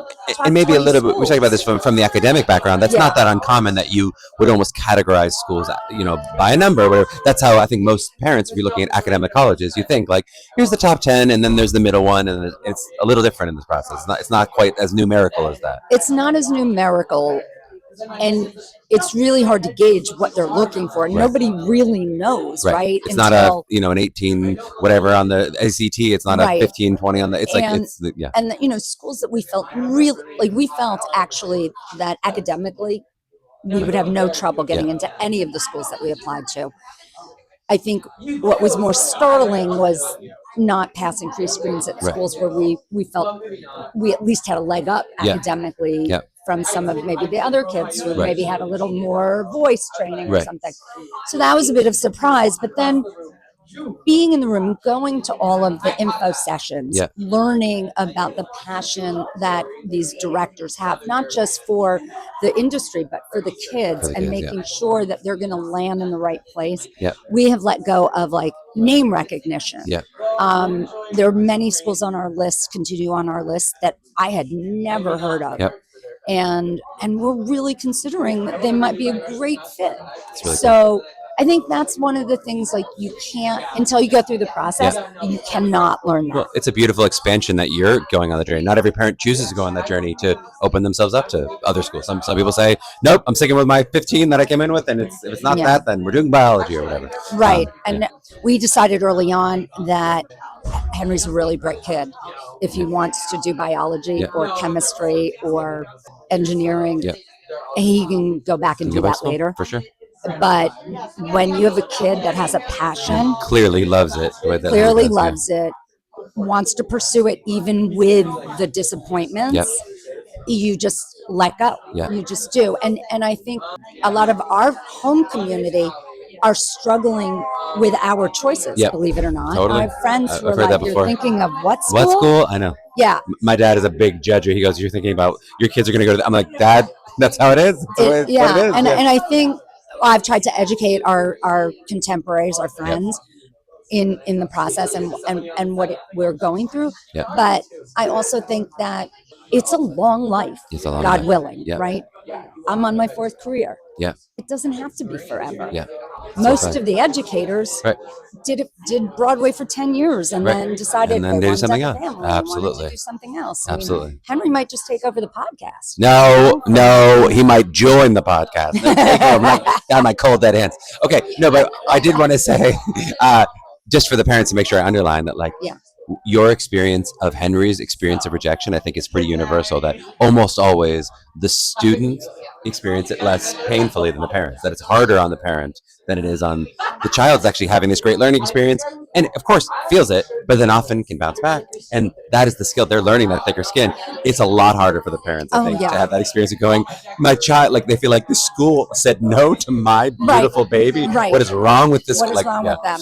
We hear that a lot. I will say that there are some kids, and I've spoken with some of them, who think everybody is getting into everything and they're the only ones who are not. That's the problem with the social media. That's so true. And, I I mean, there was a couple of weeks when I was on the MT Parents page on Facebook where I was seeing people post, we've got so many auditions at Chicago Unifieds. I can't schedule all my pre-screen callbacks. Yeah. And I'm good for you. I was like, good for you. Yeah. And I was thinking, I don't why do you have to put that out there? It's just most people reading that message are feeling bad. Like that's how social media works. It's like that person feels, good, I'm giving a little brag. But most people are going, my week's not overly full. I was going to do some walk-ins. Exactly. Oh no. But am I the only one? I'm like, no, most of the people are in your spot. Right. Henry did 15 walk-ins this week. It's awesome.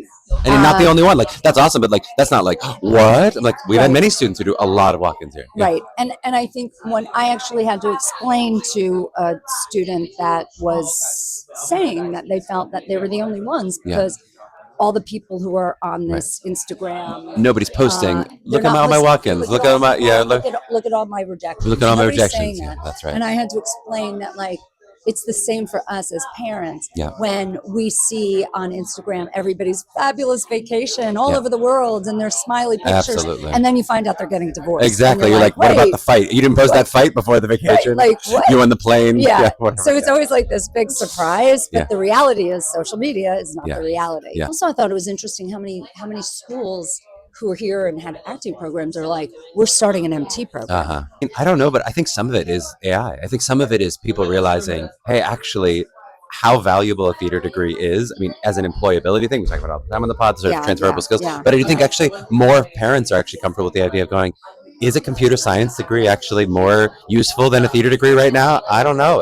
I mean, in terms of employability after school, I think they're going to equal. I think it's you have one skill set, but you might need another, and then same thing for theater people. I'm like, you might need to learn some beep borp on the computer, but there was another thing I learned through this process, which I did not know with my older child. What I did not know about the process before we started with MTCA was that you could bargain. Oh yeah. And of course we haven't started that process yet, but we have gotten a number of different scholarships and we're sort of going to collect as many scholarships and as many admittances as we can and narrow it down. And I have a feeling you're going to be a good bargainer. I have a feeling that's a part of the process you're going to do well at. And then start hoping to get more money from schools. Sure. And so whereas one of my kids is going to be going to school for $90K, right? Yep. With a little small scholarship, and there's a chance that we could be in for 25. A good chance. A good chance that you might have a really affordable which school. Is a huge. It's one of the ways I think they are competing with each other too. As more schools emerge, a lot of the schools are saying, and we're affordable. We're an affordable option. Right, one of the big pitches a lot because we don't want these theater kids. It's hard enough to make it in theater. Right. There's and not having that $200,000 a day. So I think that one of the big sells is we're not going to be expensive. But I didn't know that was even a possibility. For sure. And you see that I've sticker now price and you go, told my friends who are not doing MT that if they're getting scholarship money from different schools, they can start bargaining. For sure. Smart. I mean, there's definitely more leeway in the MT process than some other processes, but absolutely. Because of the talent. Well, there's talent money. Often there is a little, depending on the kind of school, there'll be this direct pool of money that the people can play with. Yeah. Some schools they have, some schools don't. Complicate it. We'll do more scholarship talk on the pod later. Can't thanks wait for coming to to the hear pod. about Appreciate that. it. Thank Good you. job. Hey, we're here amidst the pandemonium of the Greenroom, day 4 with Molly. How you doing? I'm okay. I'm tired. But Tired. Day 4, we're feeling the tireds. Yeah. A little sick? A little sick, little rundown. Ooh, we gotta watch out. That vitamin C, I don't know. What are we supposed to do? Oranges. Sleep. We gotta sleep. Be healthy. Tell me a little bit about what's your unified experience been like so far? Experience? I don't know. I think I definitely liked NYC Unifieds more than Chicago. Yeah, tell me more. From both. I just think that the energy of New York, with them being at so many different buildings and like seeing all the people with their speakers and their headshots like out in the streets, there's this like sense of solidarity. And in the Palmer House, it's just kind of it's been a great experience, but it's just different that we're all in like the same building. Yeah, and it feels more like theater camp. It does. There's a pool in the building. Last night, did you do the big flash mob? My voice was so tired that I supported. You supported. I cheered them on. You cheered them on. There was a giant flash mob in the lobby. I did not. That's smart. Marking. You got to mark. Okay, tell me a little bit about looking back, if you're listening to this as a junior or a sophomore, looking back to you beginning your process, sort of what advice would you have for yourself of things that maybe you did really well that you say, hey, I'd want to hold on to this? And then are there things where you say, ooh, if I could do this again, I would have done this a little differently? I think like the biggest thing I would change is that I would have spent more time with the coaches on things that I enjoy less, which is obvious, but also like MTCA is full of like the coolest people in the world. Oh yeah. And I met my acting coaches and they were like, you're the coolest person in the world. And I scheduled, that feels good. Let's work a lot. So many acting things and I enjoyed every second of them. But if I had scheduled a few more of dance and song, I think that I'd just be I think I'm in a good place. But you'd be in more balanced. But I wish it was more balanced. I wish I divided it more. I love that answer. I think it's so beautiful. I think you say it's obvious, but a lot of students struggle with that, right? Do you know, what was it maybe that made you, whether it's afraid to, or what do you think made you reticent to go, let's stick with the things that I'm strong with as opposed to going and leaning into your weakness? Because often we'll give the advice, hey, lean into your weakness. But a lot of students go, yeah, I'm going to do some more monologue. I feel strong there. Or for other people, they go, I'm going to sing more. I'm like, your monologue needs some work. That's where you need to spend your time. I think it was partially that like I had two acting coaches because I started with Kate McCluggage and then she booked because she's fantastic. She booked Broadway. Booked the Broadway. Booked. Girl. This is Broadway Show League champion Kate McCluggage. She's so booked right now. I'm her biggest fan. Yeah. But I started with her and like even from our first thing, I was like, I'm having the coolest conversations I've ever had in my life with this person.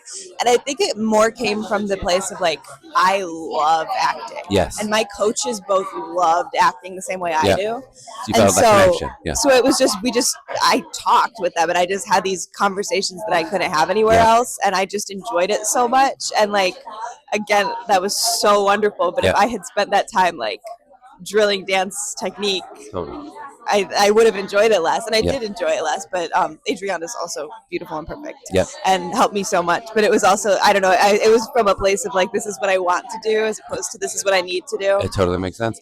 Well, and I do think it is a large conversation, which is like, that's not wrong. If you're like, hey, leading toward the warm place, I'm leading toward a place that's really exciting to me. I mean, we haven't not decided where we're ultimately going to school, but that could be something where you go, hey, this is something that I really love. I love acting. So at the least, you might have learned for yourself, I want an acting-focused musical theater school. Yeah. For you, likely, the MT program would not be like very dance-heavy and very song-heavy. For you, that doesn't sound like it's as joyous.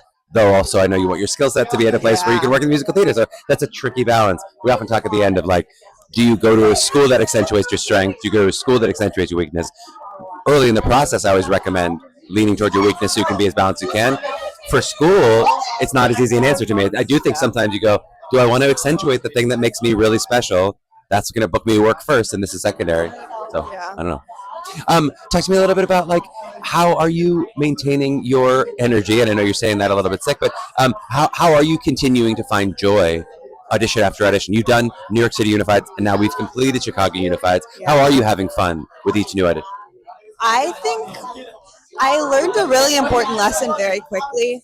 And it was, again, a thing I had been told, but it was like, it's so different when you're in the room and you're feeling it. And it was that, like, I had been struggling with my self-confidence, but then you get in a room with a table of people and it's just you there, and you're the only person repping yourself in that room. And it's actually helped me with my confidence a lot, because I haven't had any choice but to be like, this is me and this is what I can do. And I've really been enjoying like that kind of growth of self-confidence and self-identity. And like I was doing so much prep that I got lost in the shuffle of like, am I going to have enough monologues? Am I going to have that pop song? Am I going to whatever? All the things you're stressed about, that you're like, that's not actually the thing. Preparing. And like now I'm at the place where it's like, I can take a step back and be like, I'm proud of myself. I got it. And I'm proud to do I'm proud to walk into the room and do my best. So we've had a number of conversations this week with the coaches, especially talking about like, if only we could bottle up that confidence and give it to you. It just doesn't quite work. There are tricks and things we can do, but like, you do have to find that for yourself. Ultimately, it is you alone in that room with 3 people looking at you or 2 people looking at you, and you got to figure out, how do I advocate for myself? That's really cool. Are there things that you feel like you've learned for yourself of how you succeeded at doing that? Are there ways in which, in specifically that idea of like, we talk about it like jumping off the cliff and trusting that you're going to build the parachute on the way down. Did you feel like there was sometimes it worked better, others? in finding that leap, finding an instinct to go, you got this, Molly, let go? I think I definitely got better at it as it went on. I think if I could go back in time, I would have done another mock if I could have. I did one mock, and it was right at the beginning of. It was the first week of January, and then I had the two MTCA. My first two auditions were VW Oberlin right after that, and again, there's just something about like being, I don't know. I think it's the best way to learn it is just trial and error. Right. It's so different for everyone. Like I learned personally that I cannot do auditions without caffeine. Without caffeine? Without caffeine. Yeah. I can't do this podcast without caffeine. Brought to you by Starbucks. I tend to be a really perky person. Yeah. And that's the side of myself that I want to be showing. And sometimes I walk in between nerves and like a lack of coffee. I walk in and I'm like, hi, my name's Molly. Yes, totally. So it's like, I think it's just finding little things like that. Like what's something that you need to do before your audition. And do you feel like, were you able to kind of, we talk about riding that wave of adrenaline. Did you feel like you were at the right adrenalized state in terms of like, did you feel like you were on top of your nerves, but you had enough energy and excitement walking in?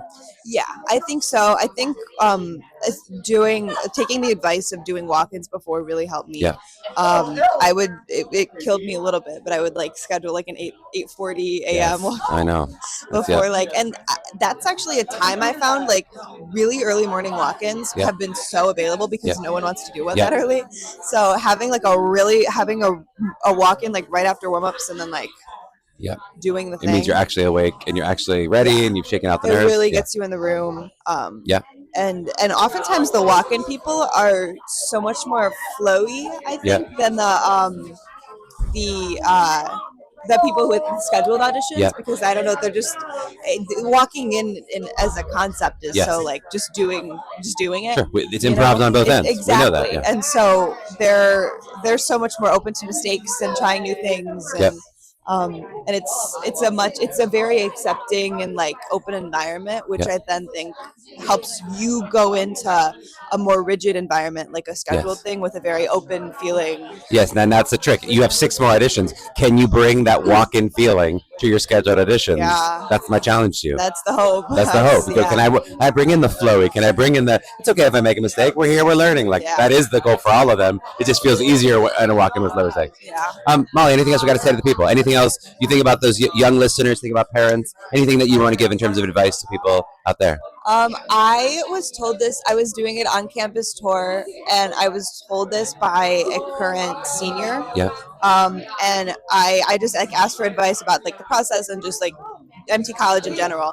And he said, focus on your own journey. Yep. And I've been like, I took that to heart, and that has like really helped me get through Unifieds. And I've heard so many beautifully talented people who can belt higher than me or do more turns than me, and it's helped me reach this place of like, good for you. That's and their thing. I can do stuff too. That's right. And I'm focused on my journey, and it helps me appreciate other people's journeys as well. And I don't know, I used to compare myself to other people so much, and that advice, I don't know why, really stuck with me and helped me go into Unifieds with this like good for everyone else. Yep. And there's good a place for me for them. too. There's a place for me. We've all worked so hard to be here, and I'm proud of my peers. I love it. It's a beautiful place to go to. Molly, thanks. Yeah, thank you.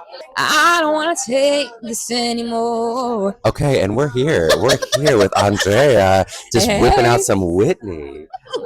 It's day 4 of the Green Room. How are you feeling? I'm feeling good. I'm feeling great. Yeah. We have all the Valentine's Day stuff. We got some donuts. Yeah, it's it's wonderful. possible your MTCA director ate a pink glazed donut on a heart plate. As you should. It's day 4. It's day 4. We're devolving now into our true selves. Oh my God.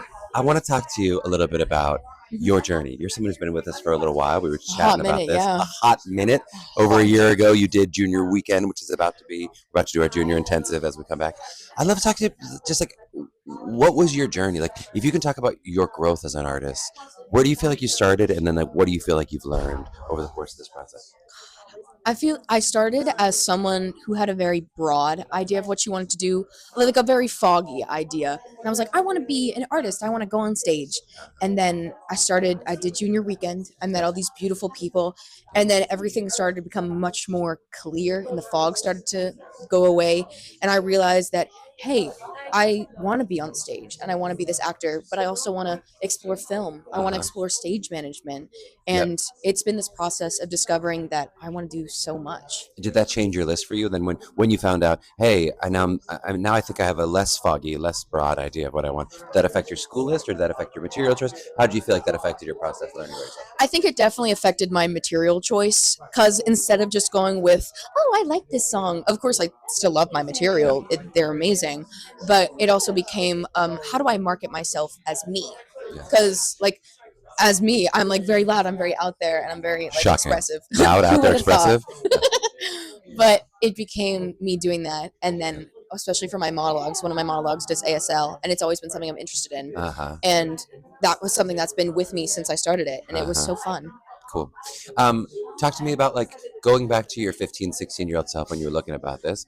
Like, what advice would you have for yourself? What advice would you say, Andrea? I would do this differently, or I love that I did this. Make sure you hold on to this part of yourself through the process. What advice do you have for your young self?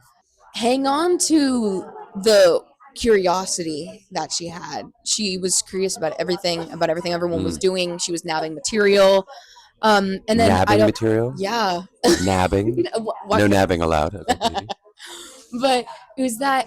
And then I'd also tell her to do more essays on time instead of waiting until like 2:00 in the morning when the idea struck her and she grabbed her laptop. Yep. I love that.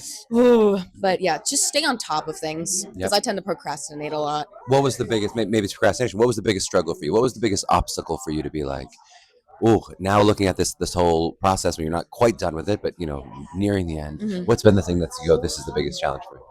Biggest struggle, probably time management, especially during filming pre-screens. Yeah. Which you did in the fall? Yeah, I did. I filmed everything in my basement. Yep.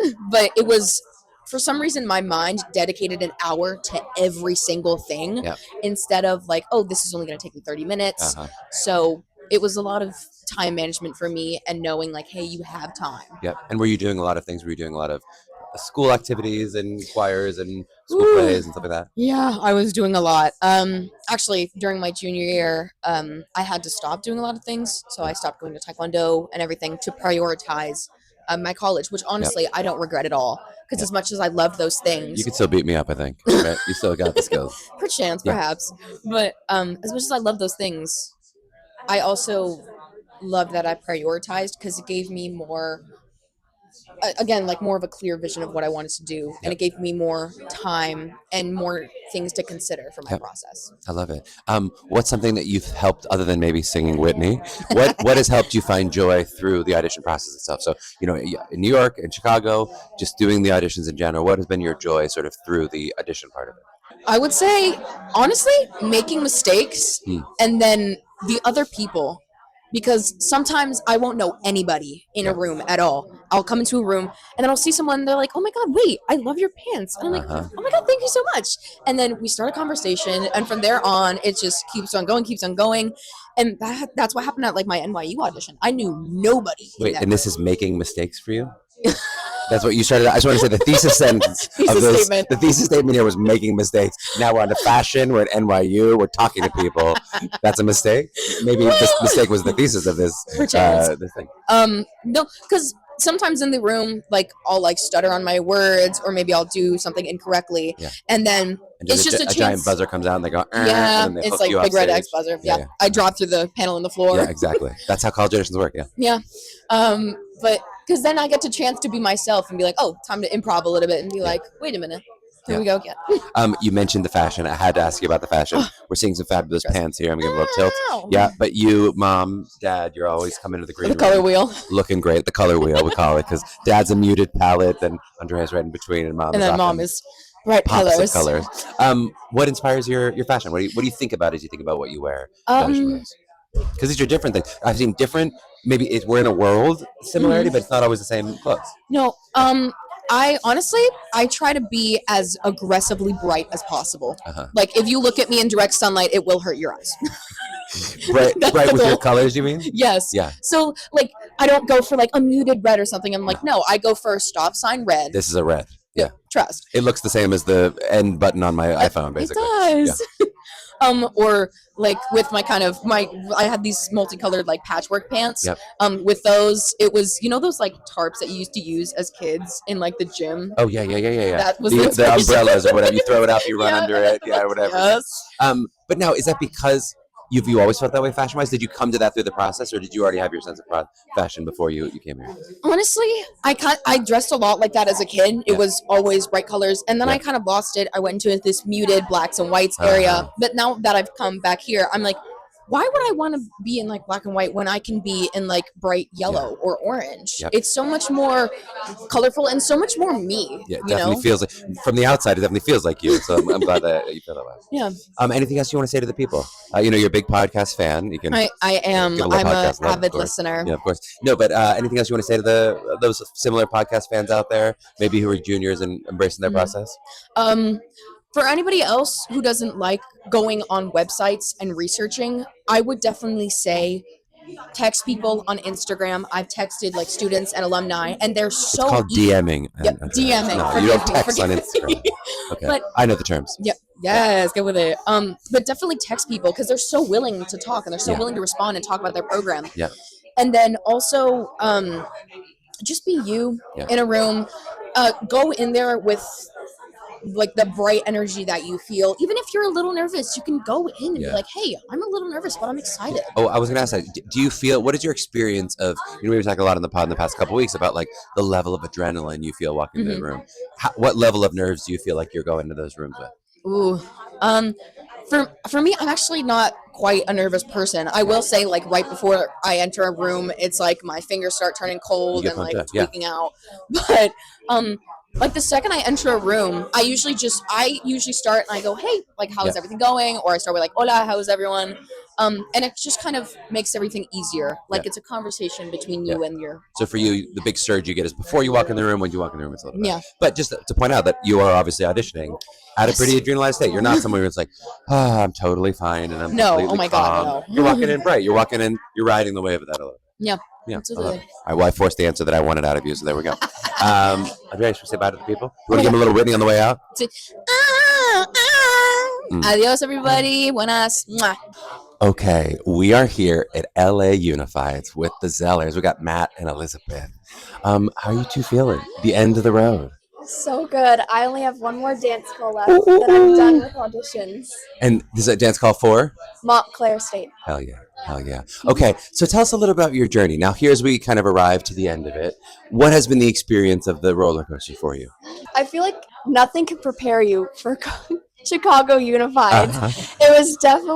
It came up quick, but I joined MTCA April of 2024, so April of my junior year. Yep. And too late. It's too late out there, juniors. Should have been 3 months earlier. I would definitely suggest doing it earlier, but starting junior year helped me so much because by like the time of February 2025, I didn't have to think about the text of my monologues. Totally. It's just what is the actions, what is your character doing, and the songs I would work them every single week with my vocal and song coach. So it's less of worrying about how you sound and if you're going to remember it versus how am I going to come across, how is my acting going to be. I love it. Look, we're hearing actions. This is a well-trained young actor. I love it. And this could be for either of you guys, but tell me a little bit, what was the hardest part of the process for you? So what were some of the obstacles that you had to overcome that maybe surprised you? Well, I think a couple things. One is not having theater in the family. So we were kind of new to everything. The whole process was, just a learning experience. It's a sports family. We're doing sports metaphors family. Before the pod. And then, being on the West Coast, sometimes you feel there's a lot going on the East Coast and we're just trying to catch up. And so we did the summer masterclass, which was amazing. I would recommend that for anyone, especially West Coasters. To just get the experience of that, doing the classes with the different instructors from different schools, you learn a little bit more, you learn New York a little bit. I think that was fantastic as well. And then of course the mock auditions. Tell me a little about that West Coast feeling.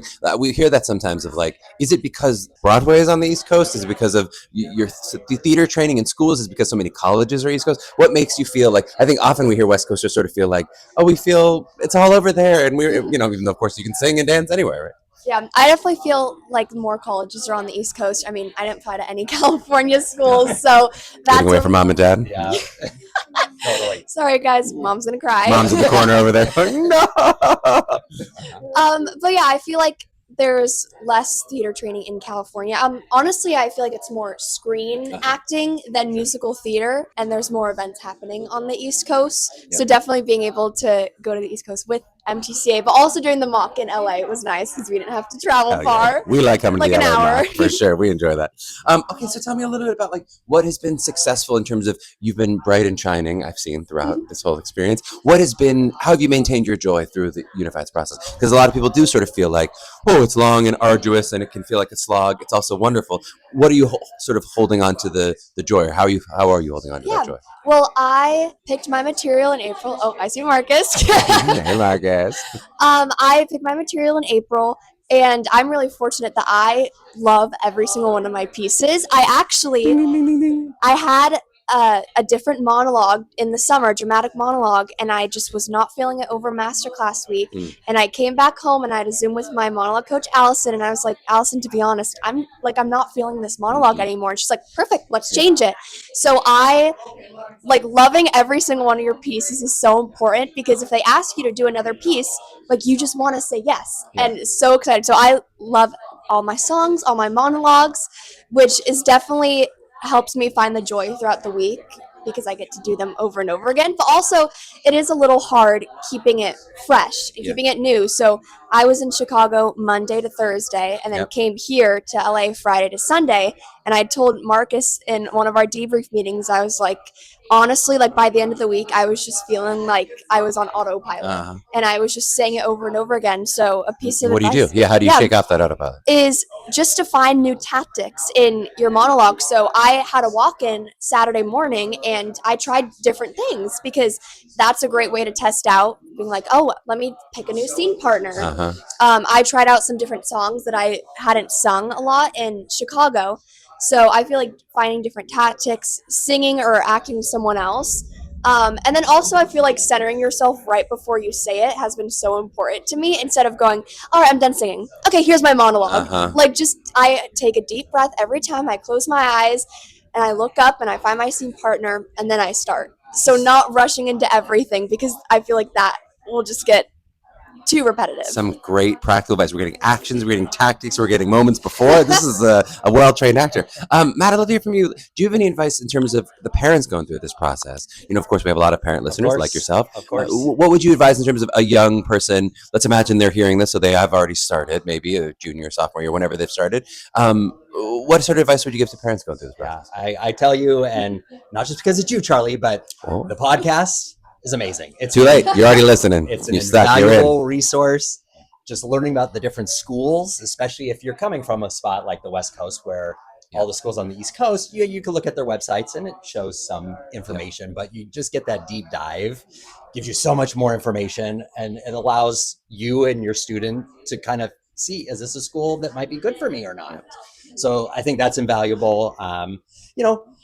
As for with the process of this, you have to let the coaches do the coaching. You, as a parent, your job is to support. Your job is just give them support. If they're having a rough day, you lift them up. If they're having a glorious day, you just enjoy the cheer and the joy with them. So I think those are the two pieces of advice I would give. I love it. Now, Elizabeth, you've done a bunch of walk-ins. What has been the walk-in experience for you? Like, why, if someone's like, why would I do a walk-in? What's the value of a walk-in for me? Yeah, well, I mean, to be honest, I kind of had that thought during the kickoff meeting in Chicago, talking about walk-ins. Leo's pitching those walk-ins. Like, our kids are rolling their eyes. It's just like, it's so much talk about walk-ins. I'm like, is this really I'm here for appointments. like helpful? I'm like, I have mine scheduled, and of course I was like, I don't want to do more auditions. Like, I'm gonna be so tired. But doing the walk-ins, it was a great opportunity for me to try out my material. But then also like having like more human moments. That's something that I've definitely noticed through Unifieds and auditioning, where it's like they know you're talented. If you're here, they already know you're great, but they want to like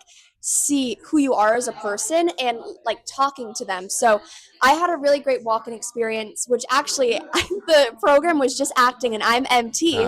And so they were like, Elizabeth, like, we know you're here for MT, you belong in musical theater, but like we'd still love to hear your pieces. So I got to do both my monologues, and I had a great conversation with them after, and I actually have seen them in LA and we're saying hi to each other. They're like champions for you. That's so cool. But also I feel like great way to run your material.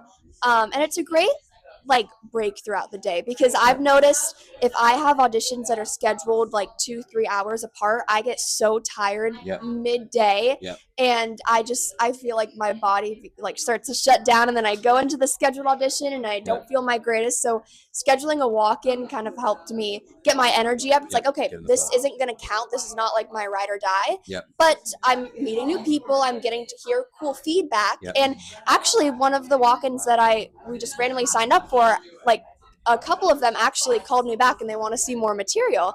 So you never know what these schools could be wanting at that moment. Do you feel like, I love that you sort of mentioned, hey, I used a walk-in as a chance to just go, I'm going to try out this new tactic, something else in a lower stakes environment. Do you feel like, were you able to take the walk-in mentality of like play and really meeting somebody? Were you able to take any of that into your scheduled auditions as you went? Oh yeah. I had a walk-in, and the redirect she gave me was to act like Taylor Swift in one of my pieces. That's on my resume. I can name a Taylor Swift song within 5 seconds. I've been tested on that, so I won't try. Don't put anything that's not true on your resume. Could I try? But yeah, she gave me to act like Taylor Swift on stage. And then I actually had a call back later that day, and it felt so good to do it in the walk-in, that redirect, that I did it in my callback, and he loved it. So I didn't do it as full out as I did in the walk-in. No, you took a little gem from that, some inspiration. And it made me like more excited to do the piece, because I got to try out something new that I know another instructor liked. So and it worked out great. He loved it, and it felt really good too, just to try out something new, which was really fun. I love it. Okay, 2 more questions for you. One, do you have any advice for those young, I know you've given some advice already, but our juniors, sophomores who are listening, who are just starting their process, do you have any advice for them? I feel like not putting off the work. I'm a big what work did you put off? Give me the procrastination. What did you do? I wouldn't memorize my monologues. Oh no, Elizabeth. And essays too, like applications too, or were you good with those? That I had to take a day off of school just to do all my supplemental essays. They made you do that? You weren't able to do them like after school? They make you take a day off school? My parents let me. I'm joking. Yes, I had to. I was like, you had to. Okay. But I feel like advice to sophomores and juniors, I mean, obviously to start early. But yeah, memorizing your pieces, so then after you just get to play. You get to play with your coaches, and also being honest with your coaches. Like there was a time where obviously I switched my monologue. And also there was one time I was singing my song to Marcus, and I just started crying because I was like stressed out. And he was like, "What's wrong?" And I was just like, just being honest. I was like, I don't like this tactic that I'm using for the song. I don't feel like it's really me. So we switched it, and now it's like perfectly resembles who I am as a person. So being honest with my coaches is definitely something that has helped me. So well said. And I love that you kind of illustrate some of this. Like we sometimes talk about the non-linear growth, coming from the sports world. Sometimes you're like, I'm doing this work and I'm like lifting this weight, and then tomorrow I lift 5 more pounds, and the next day, and it doesn't work that way in the artistic world. Sometimes it is like right now I'm in tears.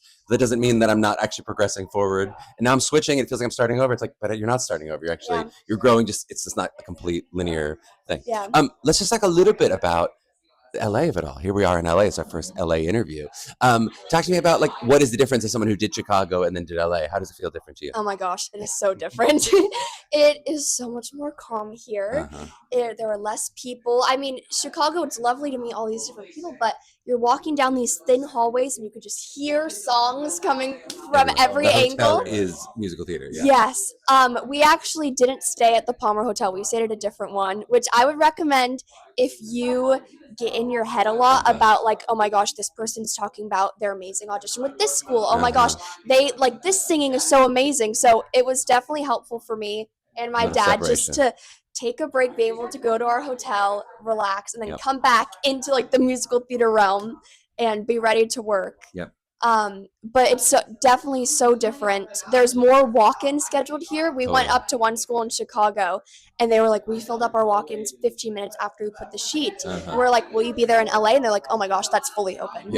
So definitely could schedule more walk-ins here. I love that. Yeah, one of the parents was like, at 8:15 in Chicago it was full, and at 8:45 they were not even setting up yet in LA. I was like, that's the difference. Sometimes it's a little slower out here. Yeah, I mean, it definitely is kind of hard since it's right after Chicago to get your energy back up. Luckily, we were able to go home for a night. Yeah, Dad, anything you got in terms of that? Yeah, no, I think that if your student needs that, I need a little separation, staying just outside of the Palmer is a good idea.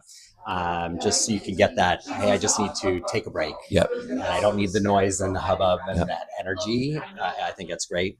I do think, when you're talking about the preparation, one of the things that we really stuck with Elizabeth is you have time to do schoolwork, you have time to do homework, and you have time to work on your pieces. Yes. And so we had to do that. And we actually made a schedule pretty much every day starting in August of this is what you need to do to get ready for your pre-screens and then get ready for all the auditions. You have to prioritize, and you can't let schoolwork go away. You can't let your pieces go away. You have to be very, very good with your schedule. And we always say it's not just coaching. Of course, you do want to set up a coaching schedule for how you're getting help with your pieces, but it's not just the work that you're doing with your coaches. We're not sitting there memorizing with you. We're not sitting there, and then we'll give you homework. It's like, you got to actually do that homework to make those lessons productive. So it seems like you did that pretty well. Anything else we got to say to the people before we say goodbye? Well, actually, this is so funny. I was on my way to dance one day from the MTCA coach, and we were listening to the past 2024 Chicago Unified's podcast with the students. So this is like a full circle moment. And I remember, I was listening to all of their advices, and something that, I looking back on it now after doing it and hearing their advice, I have two things I want to say. Yes, recycled advice. We love it. One thing was that you are your own competitor. I had so many auditions where after I would come out of the room, just in my head, all these thoughts where it's like, oh my gosh, I didn't do that as well as I thought. Oh, this person did it so much better. This girl at the dance call can kick her face, and I did my one turn, I'm fine. But you are definitely your own competitor. And something that I've noticed is calling my friends after a day of auditioning that aren't in theater, because they kind of bring me down to earth, and they're like, Elizabeth, that doesn't sound as bad as you're making it out to be. And I'm like, okay. And then also just telling my dad how it is, and then he gets my mind off of it. So definitely don't beat yourself up about anything bad that happens, because there's so many other opportunities.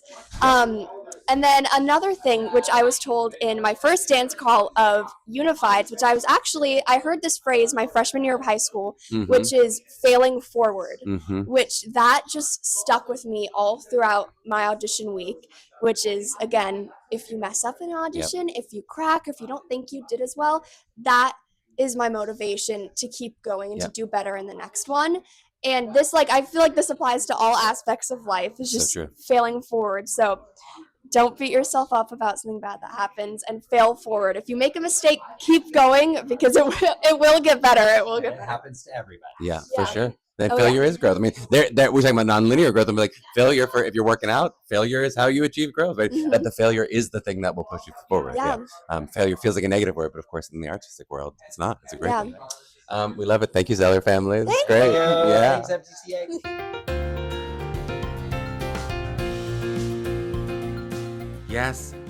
Yes. 200 episodes in the books. I hope you enjoyed listening to those MTCA families. I hope you enjoyed the mailbag, and I hope you've enjoyed the first 200 episodes. Now on to the next 200. And as always, a huge thanks to you, our listeners, for getting us this far. And if you want to help us out getting to those next 200, you can throw us a rating and review on your podcast platform of choice. You can follow us all over social media at Mapping the College Audition on Instagram, and check us out at mtca.com for help with your individual college prep. To my young artists out there mapping their journeys, trust that you are enough for the right program, exactly as you are right now. Now keep striving. We'll see you next week.